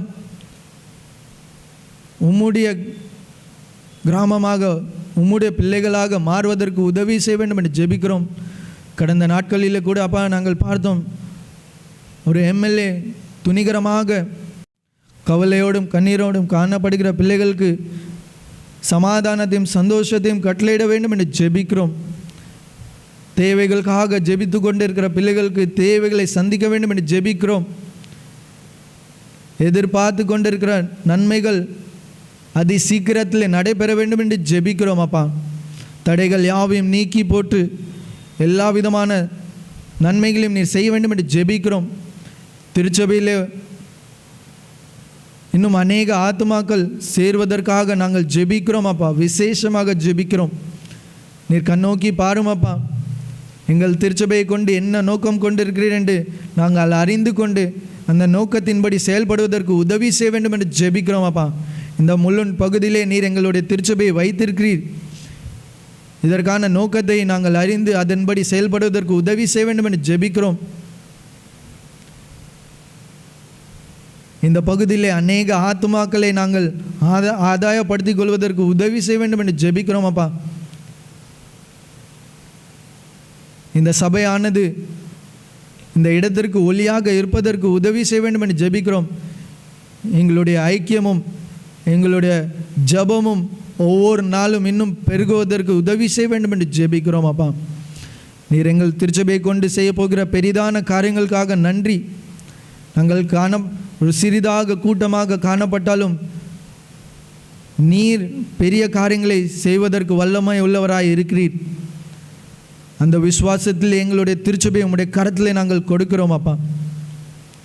நீர் எங்களுடைய திருச்சபையில் காணப்படுகிற ஒவ்வொரு நபருக்காகவும் ஒவ்வொரு நபரையும் எடுத்து பயன்படுத்த வேண்டும் என்று ஜெபிக்கிறோம் அப்பா. இன்னும் திருச்சபைக்கு வர முடியாத அளவிற்கு தடையாக காணப்படுகிற எல்லா காரியங்கள் நீக்கப்பட வேண்டும் என்று ஜெபிக்கிறோம். திருச்சபை அங்கத்தினர் ஒவ்வொருத்தரும் ஆலயத்திற்கு வருவதற்கு உதவி செய்ய வேண்டும் என்று ஜெபிக்கிறோம்.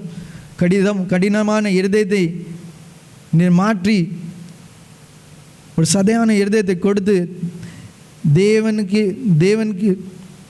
தேவனை நோக்கி பார்க்கிற ஒரு எண்ணமுள்ள ஒரு இருதயத்தை நீர் கொடுக்க வேண்டும் என்று ஜெபிக்கிறோம் அப்பா. சோத்திரம்.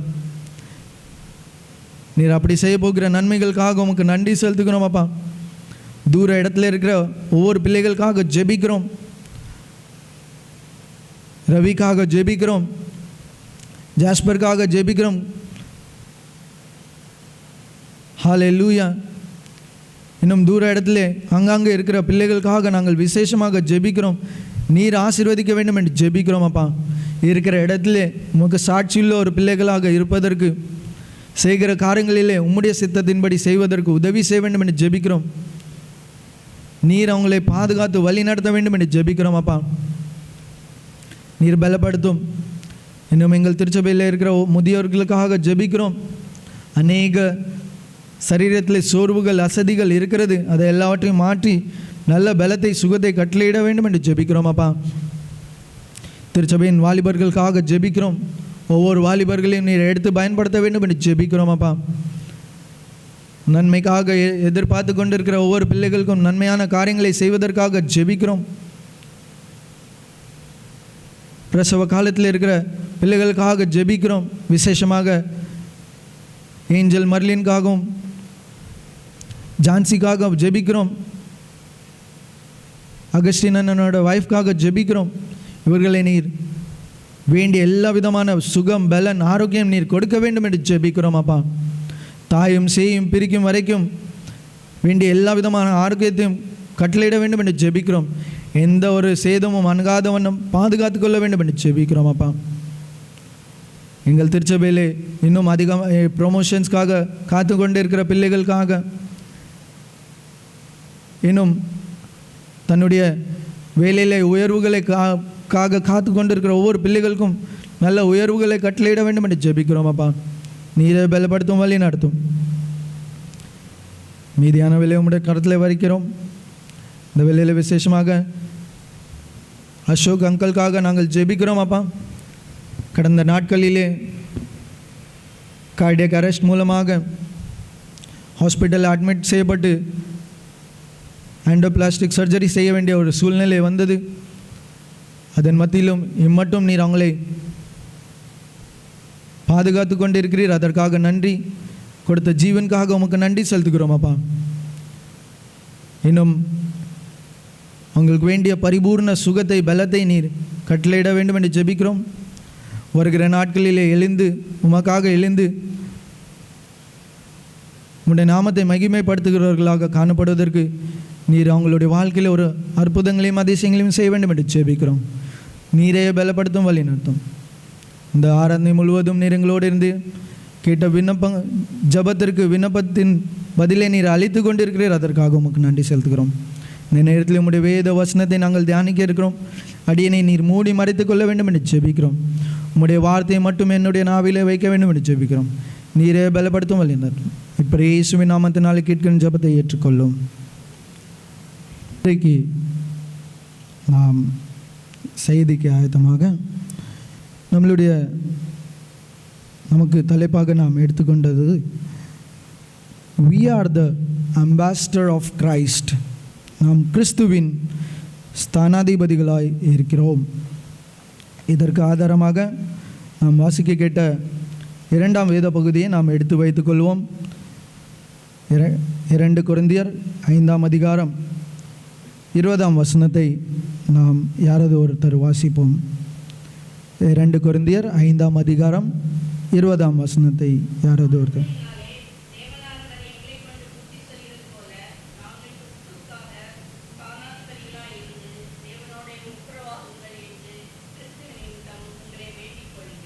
நாங்கள் கிறிஸ்துவுக்காக ஸ்தானாதிபதிகளாக இருந்து தேவனுடைய ஒப்புரவாங்கள் என்று கிறிஸ்துவின் நிமித்தம் உங்களை வேண்டிக் கொள்கிறோம். ஒரு நிமிடம் நாம் தலைகளை தாழ்த்தி ஜெபிப்போம். நல்ல பிதாவே, இந்த வேளையிலும் நாங்கள் கிறிஸ்துவுக்காக ஸ்தானாதிபதிகளாய் இருக்கிறோம் என்ற இந்த தலைப்பிலே தியானிக்க இருக்கிறோம். நீர் எங்களோடு பேசும், உம்முடைய பிரசன்னத்தை உணர்வதற்கு உதவி செய்யும். ஆமென். நாங்கள் கிறிஸ்துவுக்காக ஸ்தானாதிபதிகளாக இருக்கிறோம். We are the ambassador of Christ. Ambassador என்பதற்கு அர்த்தம் என்னவென்று நீங்கள் யாவரும் அறிந்திருக்கலாம். ஆனாலும் ஒரு நிமிடம் நான் அம்பாஸ்டர் என்பதற்கு அர்த்தம் இல்லை, ஸ்தானாதிபதி என்பதற்கான அர்த்தம் என்ன, இல்லை யார் என்று நான் உங்களுக்கு முதலாவது அறிவித்து அதற்கு பின்பதாக நாம் வேத வசனத்தை நாம் தியானிப்போம். அம்பாஸ்டர் என்று சொல்லும்போது இல்லை ஸ்தானாதிபதி என்று சொல்லும்போது ஒரு நபர். யார் இந்த நபர் என்றால் ஒரு குறிப்பிட்ட காரியங்களை ரெப்ரசன்ட் பண்ணுகிற ஒரு நபராக காணப்படுகிறார். இப்போது ஃபார் எக்ஸாம்பிள், நீங்கள் அநேக விதமான விளம்பரங்களை பார்க்கிறீர்கள், அநேக விதமான அட்வர்டைஸ்மெண்ட் பார்க்கிறீர்கள். அந்த ப்ராடக்டை அதை விளம்பரம் பண்ணுகிறவர்கள் என்ன பண்ணுகிறார்கள், அந்த ப்ராடக்டை ரிப்ரசன்ட் பண்ணுகிறார்கள். அந்த எந்த ஒரு பொருளை அதை விளம்பரம் பண்ணுகிறார்களோ அதோட ஓனராக இருக்க மாட்டார்கள். ஆனால் அந்த ப்ராடக்டை அவங்க என்ன பண்ணுகிறார்கள், விற்பனை இல்லை விளம்பரம் பண்ணுகிறவர்களாக இருக்கிறார்கள். அதே போல் ஒவ்வொரு தேசத்திற்கும் ஒரு அம்பாஸ்டர் உண்டு. ஒவ்வொரு தேசத்திற்கும் ஒரு அம்பாஸ்டர், இல்லை அவர்களை எம்பசி என்று கூப்பிடுவார்கள். ஒவ்வொரு ஸ்தானாதிபதிகள் உண்டு. இவர்கள் யாராக இருக்கிறார்கள் என்றால், நம்மளுடைய இப்போ இந்திய தேசத்தை நாம் எடுத்துக்கொண்டால் இந்திய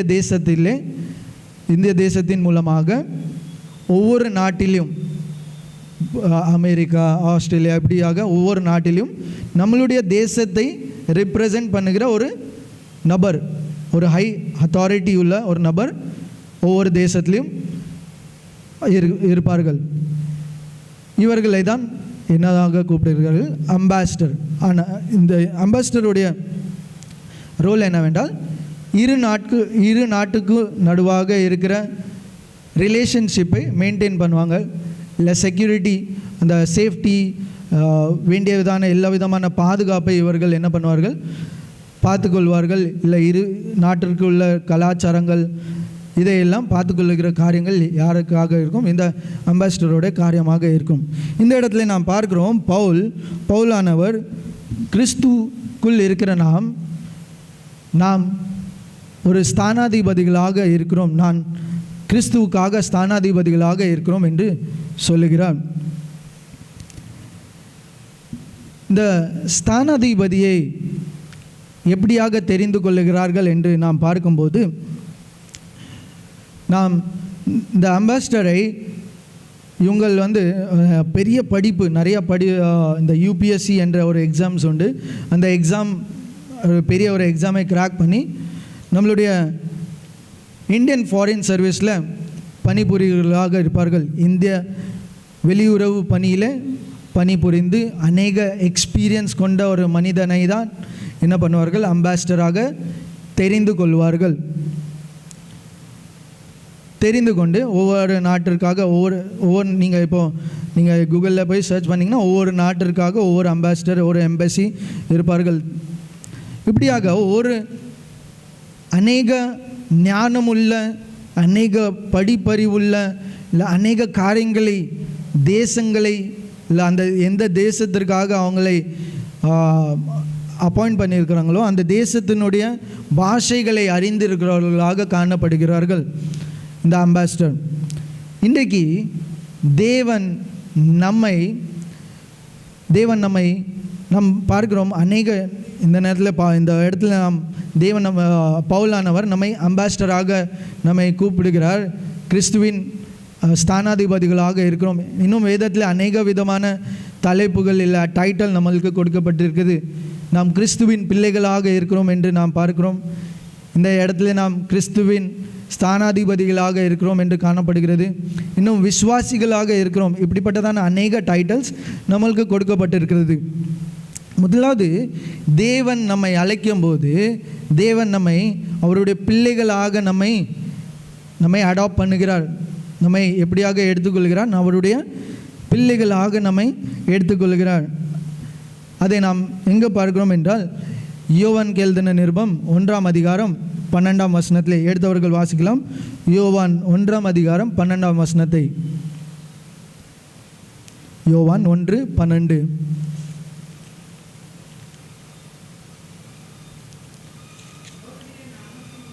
அவருடைய நாமத்தின் மேல் விசுவாசம் உள்ளவனாய் இருக்கிறவன், அவரை ஏற்றுக்கொண்டவர்கள் எத்தனை பேர்களோ அத்தனை பேரும் தேவனுடைய பிள்ளைகளாகும்படி அவர்களுக்கு அதிகாரம் கொடுத்திருக்கிறார். நாம் தேவனை விசுவாசித்திருக்கிறபடியினால் எத்தனை பேர் தேவனை விசுவாசிக்கிறார்களோ, இவர்தான் மெய்யான தேவன், இவர்தான் நம்மளுடைய தேவன் என்று நாம் விசுவாசிக்கிறோமோ, அவர்களுக்கு தேவன் தம்முடைய பிள்ளைகள் ஆகும்படியான பாக்கியத்தை கொடுக்கிறார். அவர்களுக்கு அதிகாரத்தையும் கொடுத்திருக்கிறார். அப்போது நம்மை ஒரு பிள்ளைகளாக ஏற்று இன்றைக்கு அவர் நம்மை ஒரு ஸ்தானாதிபதிகளாக வைக்க வேண்டும் என்று விரும்புகிறார். ஒரு சிம்பிளாக ஒரு உதாரணத்தோடு உங்களுக்கு சொல்ல வேண்டும் என்றால், ஃபார் எக்ஸாம்பிள், ஒரு ஃபாதர், ஒரு அப்பா ஒரு பிஸ்னஸை நடத்துகிறார். அந்த அப்பாவுக்கு ஒரு மகன் இருக்கிறான். அந்த மகனானவன் சிறு வயது முதல் அந்த அப்பா அவரை வளர்த்து ஆளாக்கி நல்லா படிக்க வைத்து அநேக விதமான படிப்புகள், நல்ல ஞானத்தை கொடுத்து ஒரு குறிப்பிட்ட நாளுக்கு அப்புறம் என்ன பண்ணுகிறான்? ஒரு பிஸ்னஸாக நடத்துகிற அப்பாவாக இருந்தால் என்ன பண்ணுவான்? மோஸ்ட்லி என்ன ட்ரை பண்ணுவாங்க? தன்னுடைய பிள்ளையை அந்த பிஸ்னஸில் என்ன பண்ணணும்? இன்வால்வ் ஆக்கணும். அந்த பிஸ்னஸில் அவனை ஒரு இடத்துல வைக்க வேண்டும் என்று நினைப்பார்கள். அப்படியாக நம்மளுடைய பிதாவும் பரலோகத்தில் இருக்கிற பிதா நம்மளுடைய பிள்ளைகளாக ஏற்றுக்கொண்டு நம்மை அநேக விதமான காரியங்களை நம்மளுடைய வாழ்க்கையிலே கற்றுக் கொடுத்து அநேக விசுவாசத்திலே நாம் வளர்ந்து வரும்போது நம்மை ஒரு குறிப்பிட்ட காலத்திற்கு அப்போ அவர் நம்மை எப்படியாக ஆக்க வேண்டும் என்று நினைக்கிறார்? ஒரு அம்பாசிடராக இல்லை ஒரு ஸ்தானாதிபதியாக வைக்க வேண்டும் என்று நினைக்கிறார். நாம் பார்க்கும்போது வசனம் இப்படியாக சொல்லுகிறது. மத்தேயு 22 அதிகாரம் 14 வசனம் இப்படியாக சொல்லுகிறது. அழைக்கப்பட்டவர்கள் அநேகர், ஆனால் தெரிந்து எடுத்தவர்கள் வாசிக்கலாம். மத்தேயு 22:14. அழைக்கப்பட்டவர்கள் அநேகர், தெரிந்து கொள்ளப்பட்டவர்களோ சிலர். அநேகரை அவர் இந்த உலகத்தில் இருக்கிற ஒவ்வொருத்தரையும் அவருடைய பிள்ளைகளாக ஏற்றுக்கொள்ள வேண்டும் என்று அவருடைய விருப்பமாக இருக்கிறது. ஆனால் தெரிந்து கொள்ளப்பட்டவர்களோ சிலராக இருக்கிறார். இன்றைக்கு அப்படியாக எப்படி ஒரு அம்பாசிடருக்கு ஒரு குவாலிஃபிகேஷன், அம்பாசிடர் ஆகுவதற்கு ஒரு குவாலிஃபிகேஷன், நல்ல ஞானம் வேண்டுமோ, நல்ல எக்ஸ்பீரியன்ஸ் இருக்கிற ஒரு மக்களை தேர்ந்தெடுக்கிறாரோ, அப்படியாக நம்மளுடைய வாழ்க்கையிலும் ஆண்டவர் நம்மளுடைய வாழ்க்கையிலே அநேக விதமான அவருடைய சத்தியத்தை அறிந்திருக்கிறபடியினால், அவருடைய சத்தியத்திலே நாம் நடந்து கொண்டிருக்கிறபடியினால், நாம் அவருடைய வாழ்க்கையில் நடக்கிற அந்த எக்ஸ்பீரியன்ஸின் மூலமாக அவர் நம்மை என்ன ஆக்க வேண்டும் என்று நினைக்கிறார்? நம்மை அவருடைய அம்பாசிடராக இல்லை அவருடைய ஸ்தானாதிபதியாக மாற்ற வேண்டும் என்று நினைக்கிறார். நாம் பார்க்கும்போது அநேக வேதத்தில் பழைய ஏற்பாட்டில் அநேக நபர்களை, அநேக கேரக்டர்ஸை நாம் பார்க்க முடியும். ஆபிரகாமை ஆண்டவர் தெரிந்து கொண்டார். ஒரு வாக்குத்தத்தத்தை கொடுக்கிறார். ஒரு பர்பஸை தேவன் அவருடைய வாழ்க்கையில் வைக்கிறார். அந்த பர்பஸை நிறைவேற்றும்படியாக அவர் ஒரு குறிப்பிட்ட காலம் அவரை நடத்தி கொண்டு வருகிறார். நடத்தி கொண்டு வந்து அவர் அந்த பர்பஸ் அவன் மூலமாக ஒரு பெரிய ஜாதியை உருவாக்குவேன் என்று சொன்னார். ஆபிரகாமும் அதை ஏற்றுக்கொண்டு, ஆண்டவர் அழைத்த அழைப்பை ஏற்றுக்கொண்டு அவரோடு கூட நடந்ததை நிமித்தமாக சத்தியத்தை அறிந்து இவரே மெய்யான தேவன் என்று அறிந்து கொண்டு அவருடைய பாதையில் அவருடைய வழியில் நடந்தபடினாலே தேவன் அவரை கொண்டு ஒரு பெரிய ஜாதியை உருவாக்கினார். தேவன் நம்மை தம்முடைய பிள்ளைகளாக ஏற்று கொண்டிருக்கிறதுக்கு ஒரு நோக்கம் உண்டு. தாயின் கருவிலே உருவாகிறதுக்கு முன்பதாகவே அவர் நம்மை தெரிந்து கொண்டிருக்கிறார். இன்னொரு வசனம் இப்படியாக சொல்லுகிறது, நாம் உலக தோற்றுவதற்கு முன்பதாகவே கிறிஸ்துவுக்குள் நாம் என்ன பண்ண இருக்கிறோமா? தெரிந்து கொள்ளப்பட்டிருக்கிறோம். இன்னும் யோசேப்பை நாம் எடுத்து பார்த்தோம் என்றால், யோசேப்பினுடைய வாழ்க்கையிலே நாம் பார்க்கும்போது யோசேப்பை தேவன் தெரிந்தது நிமித்தமாக தன்னுடைய குடும்பத்தை விட்டு பிரித்து எகிப்துக்கு கொண்டு போகிறார். என்ன திட்டத்திற்காக? தேவனுக்கு தெரியும் ஒரு நாளிலே பஞ்சம் வரப்போது, அந்த பஞ்சத்திற்கு வேண்டிய உணவுகள் கொடுக்க வேண்டும், தன்னுடைய குடும்பத்தை காப்பாற்ற வேண்டும் என்று யோசேப்பை என்ன செய்கிறார்? பிரித்து எடுத்து ஒரு அறியாத ஒரு தேசத்திற்கு கொண்டு செல்கிறார். மோசே சிறு வயதிலே தேவன் எல்லா விதமான எகிப்தின் ராஜா கட்டளையிடுகிறார், இந்த எல்லா சிறு பிள்ளைகளையும் கொண்டு போட வேண்டும், எல்லா பையனையும் கொண்டு போட வேண்டும் என்று ஒரு கட்டளை கொடுக்கிறார். ஆனால் மோசே மாத்திரம் தேவன் அந்த இடத்திலே பாதுகாத்து கொள்கிறார் சிறு வயதிலே. எதற்காக? அதன் பின்பதாக ஒரு நோக்கம் இருந்தது. என்ன நோக்கம்? இஸ்ரவேல் மக்களை எகிப்தின் அடிமைத்தனத்திலிருந்து வெளியே கொண்டு வர வேண்டும். அதை லீட் பண்ணுவதற்காக, இஸ்ரவேல் மக்களை லீட் பண்ணுவதற்காக ஆண்டவர் மோசேயை தெரிந்து கொண்டே இருக்கிறார். இப்படியாக நம்மளையும் தேவன் நம்மை அவருடைய பிள்ளைகளாக தெரிந்தெடுத்ததற்கு ஒரு நோக்கம் உண்டு. அந்த நோக்கம் நம்மளுடைய வாழ்க்கையிலே நாம் நிறைவேறுவதற்கு நாம் அவருடைய பாதையிலே நாம் நடக்க வேண்டும்.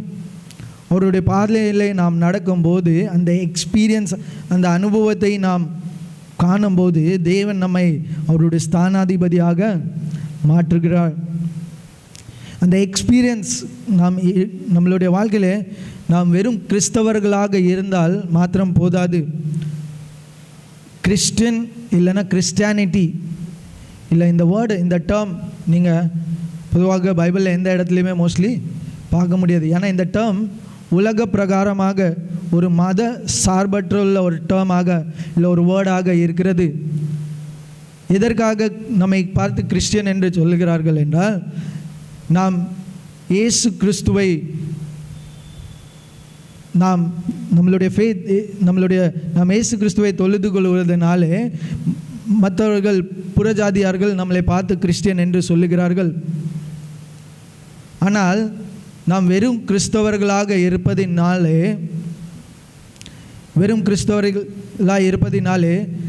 நாம் தேவனுடைய ஸ்தானாதிபதிகளாக ஆகிட முடியாது. நம்மளுடைய வாழ்க்கையில் நாம் அனுபவிக்க வேண்டும், நாம் அந்த எக்ஸ்பீரியன்ஸை கொள்ள வேண்டும். என்ன எக்ஸ்பீரியன்ஸ்?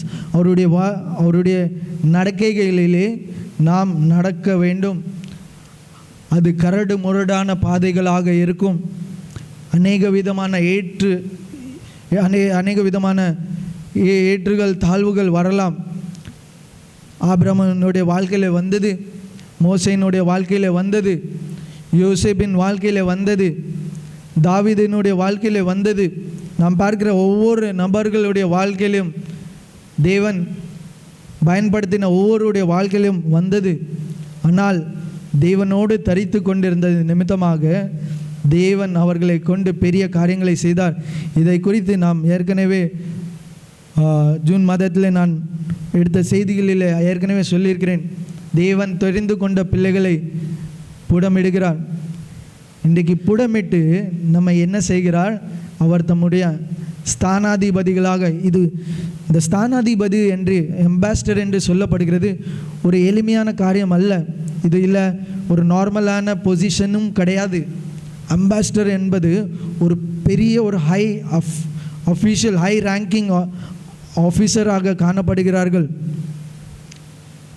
பொதுவாக ஒரு வித்தியாசத்தை நான் உங்களுக்கு சொல்ல வேண்டும் என்றால், நீங்கள் நம்ம வார்டில் இல்லை நம்ம ஏரியாவில் இல்லை ஒரு டிஸ்ட்ரிக்டில் ஒரு பொலிட்டிஷியன்ஸ் நிற்கிறார்கள், ஒரு ரெப்ரசன்டேட்டிவ் நிற்கிறார்கள் என்றால் அவங்கள் முன்பதாக வந்து அவங்களை தெரிந்து கொள்ளும்படியாக அவர்கள் என்ன செய்கிறார்கள்? தங்களை அர்ப்பணிக்கிறார்கள். என்னை தெரிந்து கொள்ளும்படியாக நான் இந்த வார்டுக்காக, இந்த ஸ்டேட்காக இல்லை இந்த டிஸ்ட்ரிக்டாக நான் நிற்கிறேன் என்று முன்பதாக வந்து நிற்பார்கள். அதற்கேற்ற மாதிரி அவங்களுக்கு கொடுத்து அவங்களை அந்த ஸ்டேட்கோ இல்லை அந்த டிஸ்ட்ரிக்டோ ஒரு அதிகாரியாக வைக்கிறார்கள். ஆனால் அம்பாஸ்டர் தன்னாக முன்பதாக வந்து தெரிந்து கொள்ளுகிறவர்கள் அல்ல. இவர்கள் கவர்மெண்ட் மூலமாக தெரிந்து கொள்ளப்படுகிறவர்கள். கவர்மெண்ட் மூலமாக திடீர்னு ஒரு ஃபோன் கால் வரும். இப்படி நான் சொன்ன ஐயர் ஒரு இந்த இந்தியன் ஃபாரின் சர்வீஸில் வேலை பார்க்குறவங்களுக்கு இந்த அம்பாஸ்டர் ஆகும்படியான திடீர்னு ஃபோன் வரும். உங்களை இந்த தேசத்திற்காக நாங்கள் உங்களை எம்பாசியாக நாங்கள் வைக்கிறோம், இந்த ஆஃபீஸராக மாற்றுகிறோம் என்று. இன்றைக்கு நம்மளுடைய வாழ்க்கையில் கூட நாம் தெரிந்து கொள்ளும்படியாக நாம் தேவனிடத்தில் வரவில்லை. தேவன் நம்மை என்ன செய்திருக்கிறார்? தெரிந்து கொண்டிருக்கிறபடியினால் நாம் தேவனுடைய ஸ்தானாதிபதிகளாக இருக்கிறோம். ஏன் தேவனுடைய ஸ்தானாதிபதி என்று பவுல் சொல்லுகிறார் என்று நாம் இன்னும் ஆழமாக பார்த்தோம் என்றால், எடுத்தவர்கள் வாசிக்கலாம். பிலிப்பியர் 3ஆம் அதிகாரம் 20ஆம் வசனம். பிலிப்பியர் 3ஆம் அதிகாரம் 20ஆம் வசனம். போதும், நம்முடைய குடியிருப்போ பரலோகத்தில் இருக்கிறது. ஓகே, மறுபடியும் வருகிறேன். இந்த அம்பாசிடர் எந்த நாட்டிற்கு போகிறார்களோ இல்லை எந்த தேசத்திற்கு போகிறார்களோ அந்த தேசத்தின் குடியிருப்பாக இவர்கள் இருக்க முடியாது. அந்த தேசத்தோடைய சிட்டிசன்ஷிப் இவங்களுக்கு கிடைக்காது. பொதுவாக நான் ஒரு வேலை நிமித்தமாக ப்ரைவேட்டாக என்னுடைய சுய வேலை நிமித்தமாக நான் போனால் அந்த தேசத்திலே அனுமதித்தால் நான் அந்த தேசத்தின் குடிமகனாக மாற முடியும். ஆனால் இந்த அம்பாசிடரோ இல்லை இந்த ஸ்தானாதிபதிக்கோ அப்படிப்பட்டதான சிட்டிசன்ஷிப்போ இல்லை அப்படிப்பட்டதான வாய்ப்புகள் அவங்களுக்கு கிடையாது. அப்படி ஆக வேண்டும் என்றால் அவங்க என்ன செய்ய வேண்டும், அந்த சர்வீஸை விட்டு தனியாக தன்னுடைய சொந்த முயற்சியிலே அவங்க என்ன செய்ய வேண்டும், அந்த சிட்டிசன்ஷிப்பை வாங்கி கொள்ளலாம். இன்றைக்கு நம்மளையும் அதற்காக தான் நம்மளுடைய குடியிருப்பு எங்கே இருக்கா, பரலோகத்தில் இருக்கிறது. என்னுடைய சிட்டிசன்ஷிப் எங்கே இருக்கிறது, ஹெவனில் இருக்கிறது. அதனால் என்னுடைய குடியிருப்பு இந்த பூமிக்கு நாம் எப்படியாக இருக்கிறோம், ஒரு ஸ்தானாதிபதிகளாக இருக்கிறோம். இந்த பூமியானது நம்மளுக்கு சொந்தம் அல்ல. என்னுடைய சொந்த தேசம் எது, அந்த பரலோக ராஜ்யமாக இருக்கிறது. அதனால்தான் நாம் இந்த உலகத்திற்கு நாம் ஸ்தானாதிபதிகளாக காணப்படுகிறோம். இன்னும் அதிகமாக நாம் பார்க்க வேண்டும் என்றால் இந்த ஸ்தானாதிபதி உடைய வேலை என்னவென்றால், இந்த ஸ்தானாதிபதியினுடைய ரோல் இல்லை ரெஸ்பான்சிபிலிட்டி என்னவென்று பார்த்தோம் என்றால், இவர்கள் இரு நாட்டுக்கும் நடுவில் இருக்கிற இவர்களுடைய மெயின் பர்பஸ் இல்லை நோக்கம் எதற்காக இந்த எம்பசி வைத்திருக்கிறார்கள் என்று பார்க்கும்போது, seeking the interest of nation and to influence the territory for the government. தன்னுடைய தேசத்தின் நலனுக்காக, தன்னுடைய தேசத்திற்கு, எந்த தேசத்திற்கு அவர்கள் செயல்படவும், இருக்கிற இடத்திலே தன்னுடைய தேசத்தின் நலனுக்காக எடுக்கிற அவங்க அநேக விதமான லாஸ் பாலிசிஸ் கிரியேட் பண்ணுறவங்க யார், இந்த எம்பசி. தன்னுடைய அந்த தேசத்தின் கலாச்சாரத்தின்படியாகவும், தன்னுடைய தேசத்தின் கலாச்சாரமும் தன்னுடைய தேசத்தின் அந்த ரிலேஷன்ஷிப் இருக்கிறது நிமித்தமாகவும் ஒரு அக்ரிமெண்ட் சைன் பண்ணுவாங்க. அப்படியாக நம்மளை ஆண்டவர் இந்த உலகத்திற்கு அனுப்பியிருக்கிறதுக்கான நோக்கம் என்னவென்றால், நாம் இந்த உலகத்திலே தேவனுடைய நாமத்தை மகிமைப்படுத்தும்படியாகவும், அவருடைய நாமத்தை நாம் பிரஸ்தாப பண்ணும்படியாகவும், அவருடைய நாமத்தை நாம் ஒப்புரப்படுத்தும்படியாகவும், அந்த இடத்துல அந்த வசனத்தை நீங்கள் அந்த அதிகாரத்தில் 2 கொரிந்தியர் 5ஆம் அதிகாரம் 11ஆம் வசனத்திலிருந்து 21ஆம் வசனம் வரைக்கும் பார்க்கும்போது அந்த இடத்துல ஒரு மினிஸ்ட்ரியை பற்றி பேசப்பட்டிருக்கிறது. என்ன மினிஸ்ட்ரி என்றால், ரீகன்சைல், ஒப்புரவாக்குதலின் ஊழியத்தை பற்றி அங்கே பேசப்பட்டிருக்கிறது. ஒப்புரவாக்குதலின் ஊழியம் என்றால் மற்றவர்களை தேவனை குறித்து நாம் அறிவிக்க வேண்டும். அதற்காக தான் நாம் இந்த உலகத்திலே அனுப்பப்பட்டிருக்கிறோம். அதற்காக தான் தேவன் நம்மை பிரித்து, இந்த உலகத்தாரோடு பிரித்து நம்மை அவருடைய பிள்ளைகளாக நம்மை தத்தெடுத்திருக்கிறார். அவர் நம்மை பிள்ளைகளாக மாத்திரம் இல்லாமல் அவருடைய பாதையிலே நடத்தி அநேகருக்கு நாம் ஆண்டவருடைய வழிகளில் நடத்துவதற்கு, ஒப்புரவாக்குவதற்கு நம்மை அழைத்திருக்கிறார். இன்றைக்கு நம்மளுடைய வாழ்க்கையிலே நாம் எப்படிப்பட்டதான வாழ்க்கை வாழ்ந்து கொண்டு இருக்கிறோம்? வெறும் கிறிஸ்தவர்களாக வாழ்ந்து கொண்டு இருக்கிறோமா, இல்லை தேவனுடைய ஸ்தானாதிபதிகளாக இருக்கிறோமா என்று சற்று நாம் என்னை பார்க்க வேண்டும். வெறும் கிறிஸ்தவர்கள் என்றால், நான் ஆண்டவரை அறிந்திருக்கிறேன், எனக்காக ஆண்டவர் இதை செய்ய வேண்டும், அதை செய்ய வேண்டும், என்னுடைய வாழ்க்கையிலே தேவன் நன்மையான காரியங்களை செய்ய வேண்டும், நம்மளுடைய வாழ்க்கையை மாத்திரம் நாம் யோசித்து கொண்டு இருப்போம். ஆனால் நாம் வெறும் ஒரு கிறிஸ்தவர்களாக மாத்திரம்தான் இருப்போம். ஆனால் நாம் ஒரு தேவன் நம்மை வெறும் கிறிஸ்தவர்களாக இருக்க விரும்பவில்லை. அவர் நம்மை ஒரு ஸ்தானாதிபதியாக வைக்க வேண்டும் என்று விரும்புகிறார். நாம் வாழ்கிற இந்த உலகம் நம்மளுக்கு நிரந்தரமானது இல்லை. அதை நாம் நினைவு கூற வேண்டும். நம்மளுடைய குடியிருப்பு பரலோகத்தில் இருக்கிறது. அந்த பரலோகத்தின் சிந்தையை கொண்டு நாம் இந்த உலகத்திலே நாம் வாழ வேண்டும். எந்த நேரமும் எந்த நிமிடமும் செல்லுகிற இடமெல்லாம் தேவனுடைய சிந்தையை கொண்டு நாம் வாழ வேண்டும். இந்த நம்மளுடைய சிந்தை, ஒரு நாளிலே நான் இந்த உலகம் அழியும் போது அந்த பரலோகத்திலே நான் நிற்க வேண்டும். இந்த அம்பாசிடர் ஏதாவது ஒரு ஊழலோ இல்லை ஏதாவது ஒரு தவறான காரியங்கள் பண்ணால் இவர்களை தேச துரோகிகள் என்று நியமிக்கப்படுவார்கள். கவர்மெண்ட் மூலமாக எந்த விதமான சப்போர்ட்டும் கிடைக்காது. இன்றைக்கு நாம்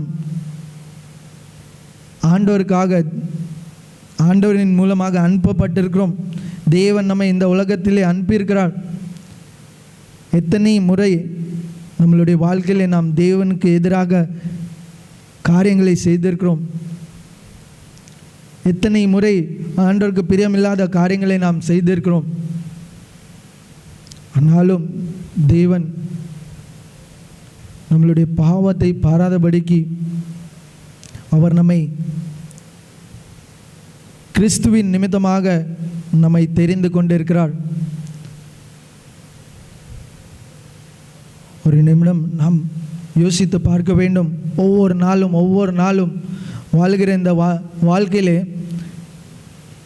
எனக்கு தேவன் என்ன சித்தம் கொண்டிருக்கிறார், அந்த சித்தத்தை எண்ணி நாம் செயல்பட வேண்டும். அநேகரை தேவனுடைய பாதையில் கொண்டு வருகிறது தான் நம்மளுடைய மெய்யான பிரைமரி பர்பஸாக இருக்கிறது. இன்னைக்கு நாம் வெறும் நம்மளுடைய நலனுக்காக, நம்மளுடைய ஆசீர்வாதத்திற்காக நாம் செயல்பட்டு கொண்டிருக்கிறோம். ஆனால் தேவனுடைய சித்தம் அவருடைய பரலோக ராஜ்யத்தை கெட்டுவதற்கு, அவருடைய பரலோக ராஜ்யத்திலே அநேக ஆத்மாவை கொள்ளை பொருளாக கொல்லும்படியாக நம்மை இந்த உலகத்திற்கு அனுப்பியிருக்கிறார். எத்தனை ஆத்மாக்களை நாம் ஆதாயம் படுத்துகிறோம் என்று நாம் சிந்தித்து பார்க்க வேண்டும்.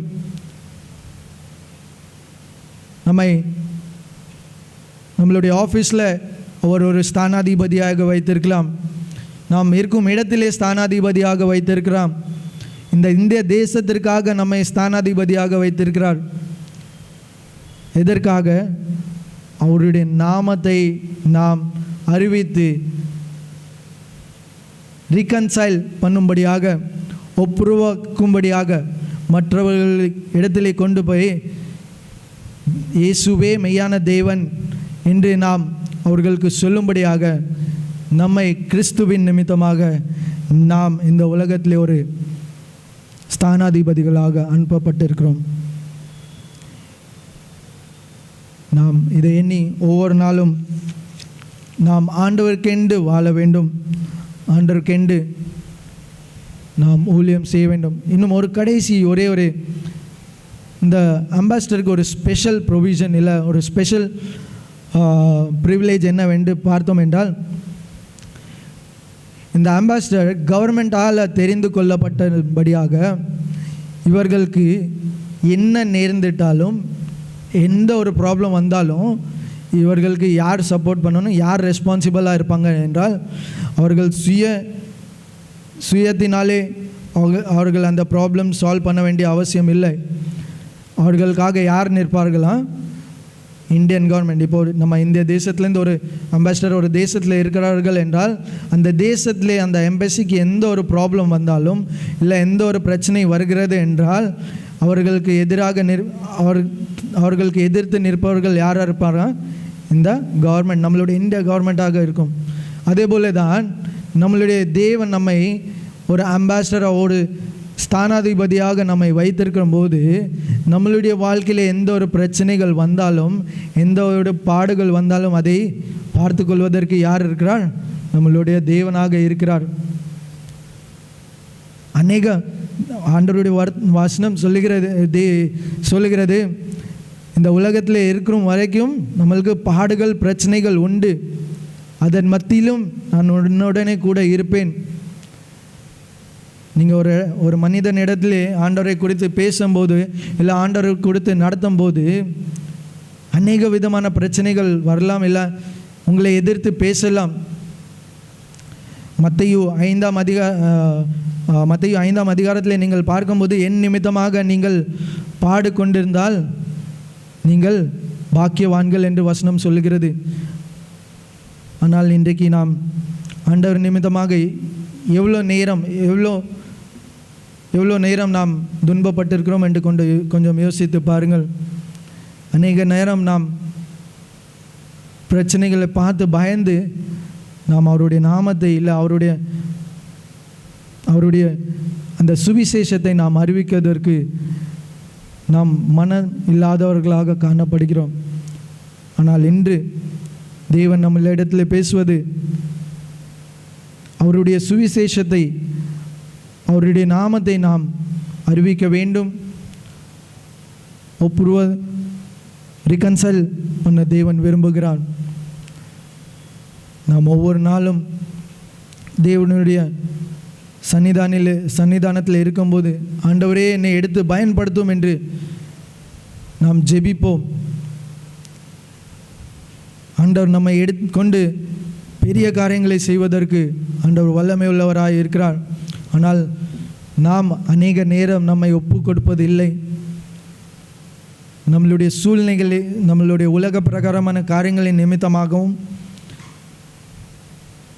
ஐயோ அவர்கள் என்ன சொல்லிவிடுவார்கள் என்று அந்த சிந்தனையின் நிமித்தமாகவும் நாம் அநேக நேரம் இப்படிப்பட்டதான காரியங்களிலே பின்வாங்குகிறவர்களாக காணப்படுகிறோம். ஆனால் ஒரு நாள் நாம் பரலோக ராஜ்யத்திலே அவருடைய சமூகத்திலே நிற்கும்போது தேவன் நம்மை பார்த்து கேட்பதற்கு, மகனே மகளே, உனக்காக நான் என் ஜீவனை கொடுத்தேனே, எனக்காக நீ என்ன செய்தானே என்று கேட்கும்போது நம்மளிடத்தில் என்ன பதில் இருக்கிறது என்று நாம் சற்று எண்ணி பார்ப்போம். ஆண்டவருக்காக நான் வாழ்கிறேனா? என்னுடைய வாழ்க்கை உண்மையும் உத்தமமாக இருக்கிறதா? இல்லை இந்த உலக பிரகாரமான வாழ்க்கையை நான் வாழ்ந்து கொண்டிருக்கிறேன் என்று நான் சற்று சிந்தித்து பார்ப்போம்.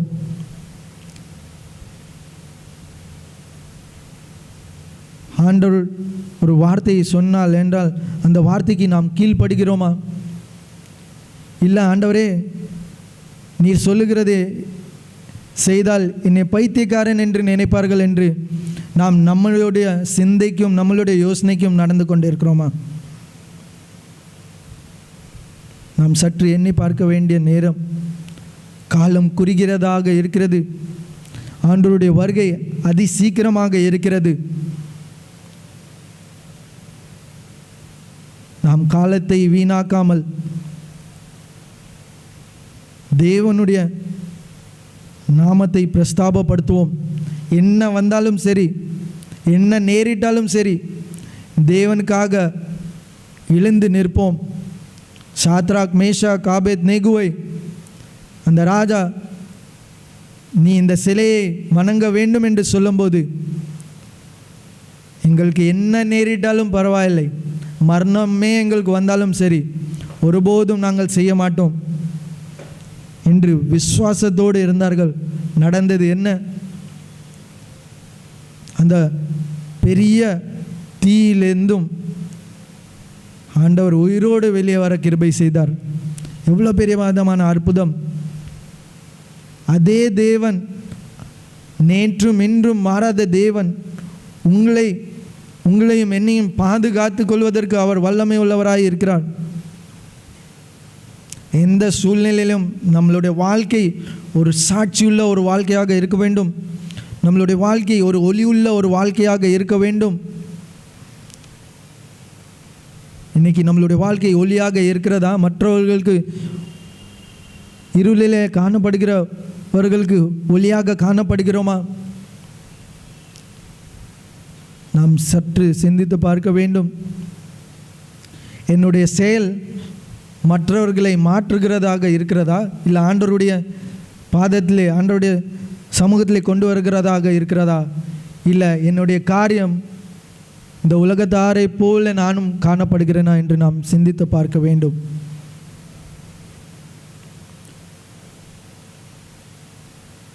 தேவன் தம்முடைய இரத்தத்தை சிந்தி நம்மை மீட்டு கொண்டிருக்கிறார்.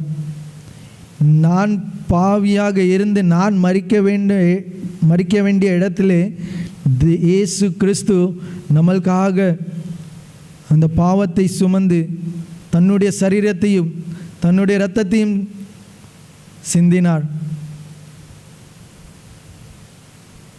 இன்னைக்கு நம்மளுடைய வாழ்க்கையில் எத்தனை பாவங்கள் இருக்கிறது, எத்தனை முறை நாம் மரித்திருக்க வேண்டும்.